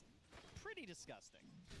One of the more crazy ones. That's like going back to freaking KP Newbie Doom. Oh my god, exactly, yeah. On the lead up to TI, they won a bunch of games in a row, too. That was a good one. You can see already these fatal bonds. It starts to become a bit of an issue. Never forget the Zai Wraith King as well. Support Wraith King, That was another fantastic streak. Mar just chunked. And it's going to be forced all the way back. Does have stick charges at the very least. Crit's going to have to pass over some of these tangos, though, if he wants to stay in this lane. Yeah, Amara long on the Pango grind. Gotten to the point where he's very comfortable on the hero, which, of course, fits the idea of Falcons, where they're just trying to get these heroes that they like, that they can flex around, and really open up their draft options. Right. Is a little bit different than what you see where Mars farming a ton, though. So that is going to be... I'm curious if he does anything sort of unique with the Pango in that regard. A couple of denies there on XM. 20-2 so far for him versus the 16-17-2. So far, nothing really to write home about except a slight lead for XXS up top against the Sven. And then, of course, down bottom side, Pango's a little bit behind as well. Yeah, and I imagine as we get into like 10-15 minutes, this game's going to turn into a lot of Nyx Assassin hunting paired up between the Pango, the Beastmaster, and then trying to turn those kills into objectives, right? That's a pretty good goal to have when you've got an Ench on your lineup with a Beastmaster. You can sort of bully your way. God. Okay, that's The cool. neutrals killed his courier. I mean, think about it. You know, you think of all the heroes, they leave the couriers alone, but Enchantress, yeah, like, what's she's taking your bud? You know, you're all just hanging out in your creep camp, suddenly your friend hates you, starts hitting your buds. That's not good. I'd be killing her courier too. It's a fair thing. Doesn't stop the pain, though. Crit comes in, takes away that water rune. Malrine able to get the other one, so no rune for XM. But he should be perfectly fine, still full resources. Yeah, you know, we were talking about it when we were looking at the draft. It was like the first 3 picks from each team, and it was just like Beastmaster, Nyx, Enchantress versus Storm, Mars, Warlock, and it's like team fight versus pick-off. Like, they solved some of the issues, I feel like, on the Falcons draft as it went on in terms of providing more team fight potential with that Pango. But it definitely feels like if they get into sort of a 5-on-5 match, it's just pressing R a lot for Extreme. It's pretty good. I will say it's also not very surprising that we don't have a kill yet. Yeah. Nothing too aggressive, really, in any of these lanes. No, there's not much of an option there to make any moves. I guess a rotation later from... well, Crit's backing down. And actually, might be first blood.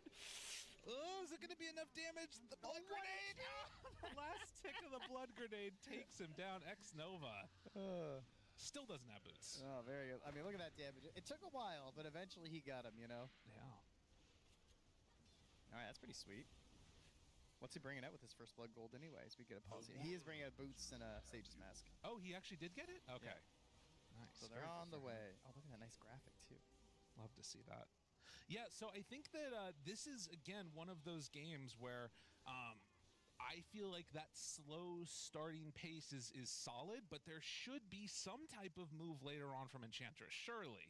Like, these are heroes between, you know, the Ench and the Nyx that can make stuff happen as the game goes on. I mean, Nyx isn't great for rotating, but does have a stun, you know. You can bring in a creep towards mid or something like that with Ench. Problem is Storm's already hit 6. Yeah. So, does make it a bit tougher. But if you go for like an aggressive play on the Beastmaster and then you get that zip behind the tower and Ench is there waiting, that's a bit of a classic. The Ench players love that one. Taking over one of those creeps. And you can see already Malrine queuing up the Aghanim Scepter, which has definitely come in and out of favor over time, but I feel like it's really nice, particularly against like the TA, can start to burn through those stacks. Another interesting Storm game here as well, where we get rune gameplay. You know, he's got a soul ring coming, but he's got that bottle, and every Storm player, it's what they love. You got to try and secure those runes, but you look at his 2 supports, right? He's got the Hoodwink and the Warlock, so I'm probably playing towards the Hoodwink if I'm hoping to get a rune. Yeah. Problem is there's an Ench as well, so the battle is beginning. We're already seeing the scouting coming from Snake King.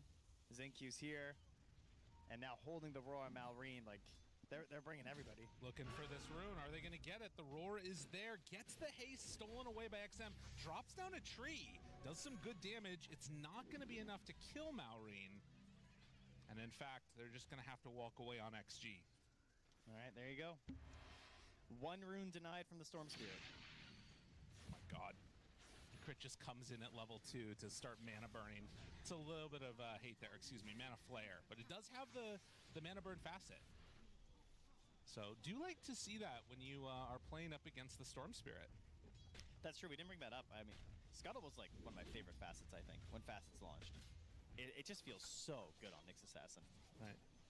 But you can see the value in this game. Yeah, no doubt. It feels risky, though, because it is much harder to make good use of your ultimate, I feel. Yeah.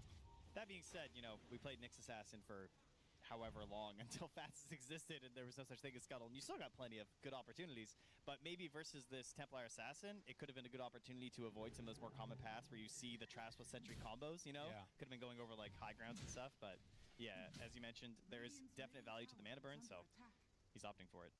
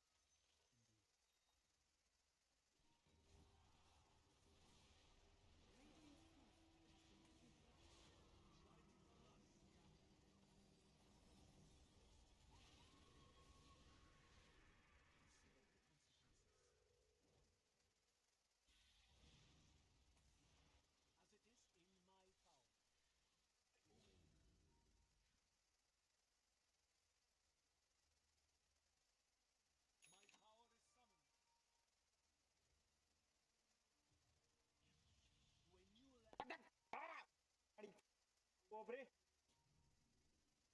I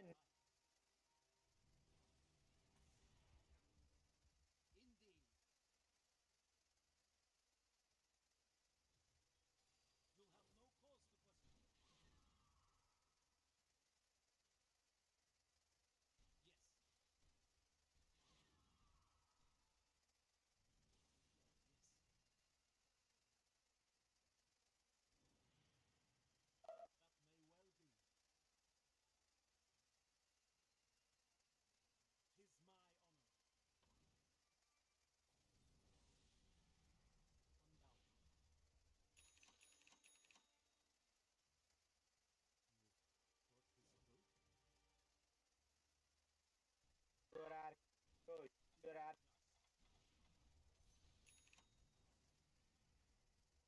Mark.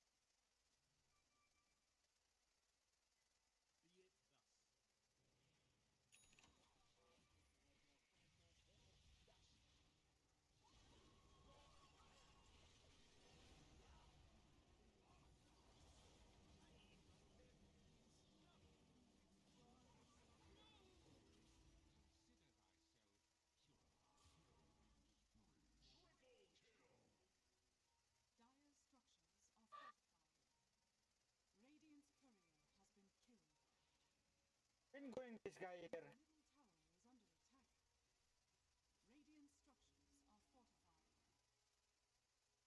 are fortified.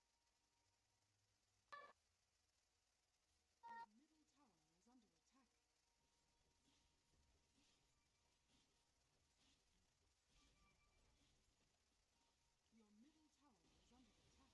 Your middle tower has fallen.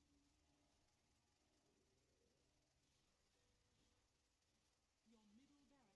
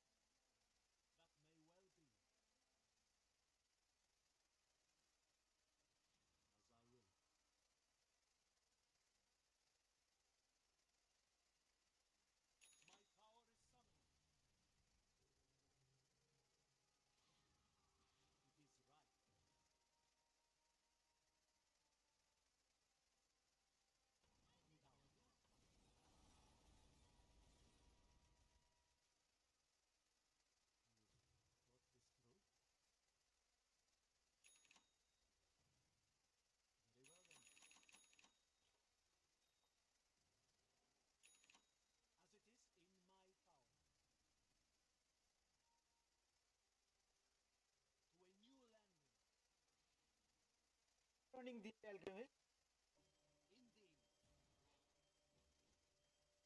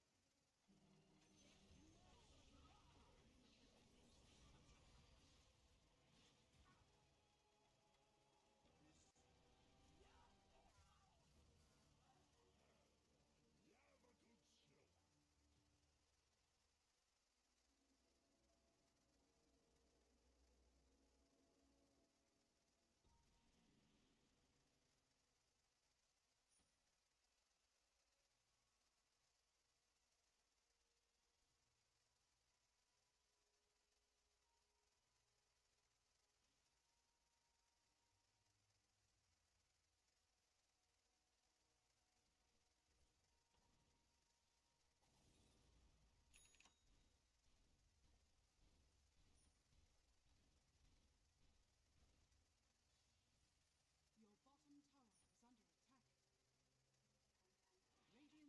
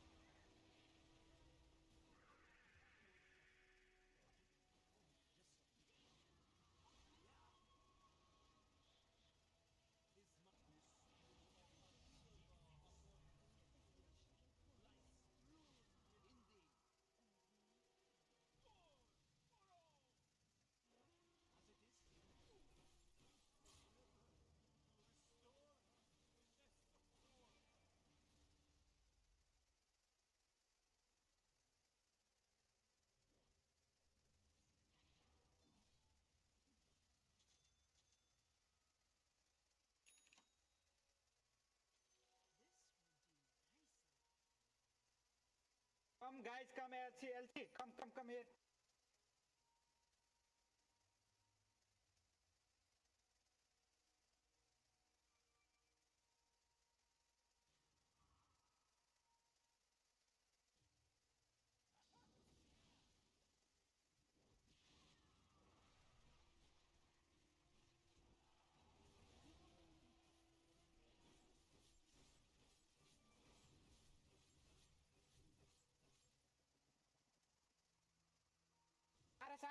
Ares, LC bro, Ares. LC bro, kill the Ares. LC bro.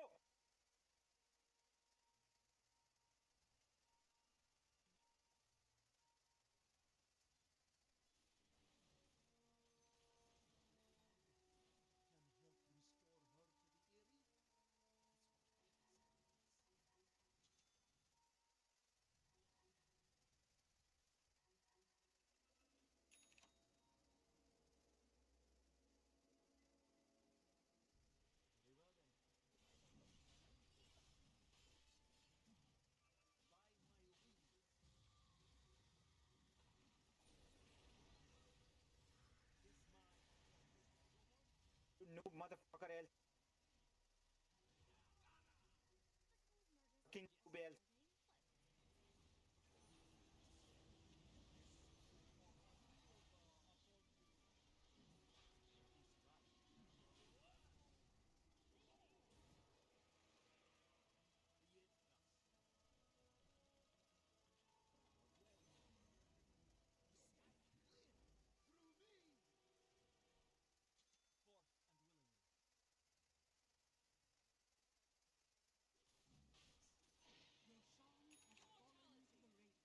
Noob else. Mid, come. Else. Else.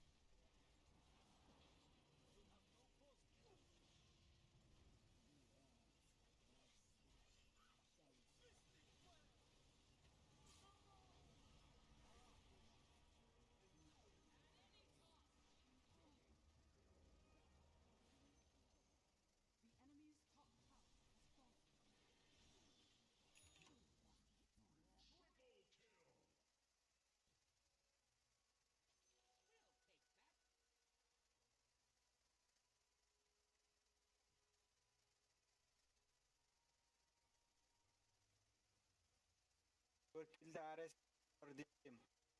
Else line.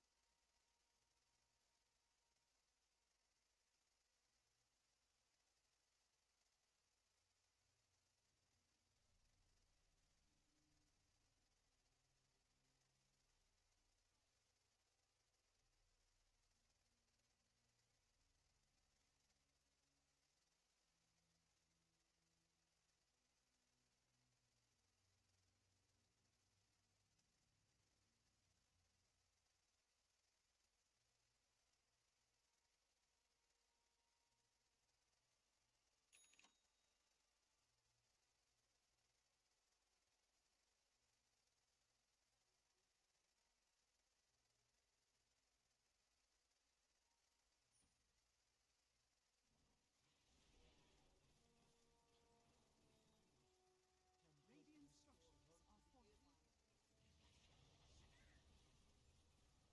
Your top tower is under attack.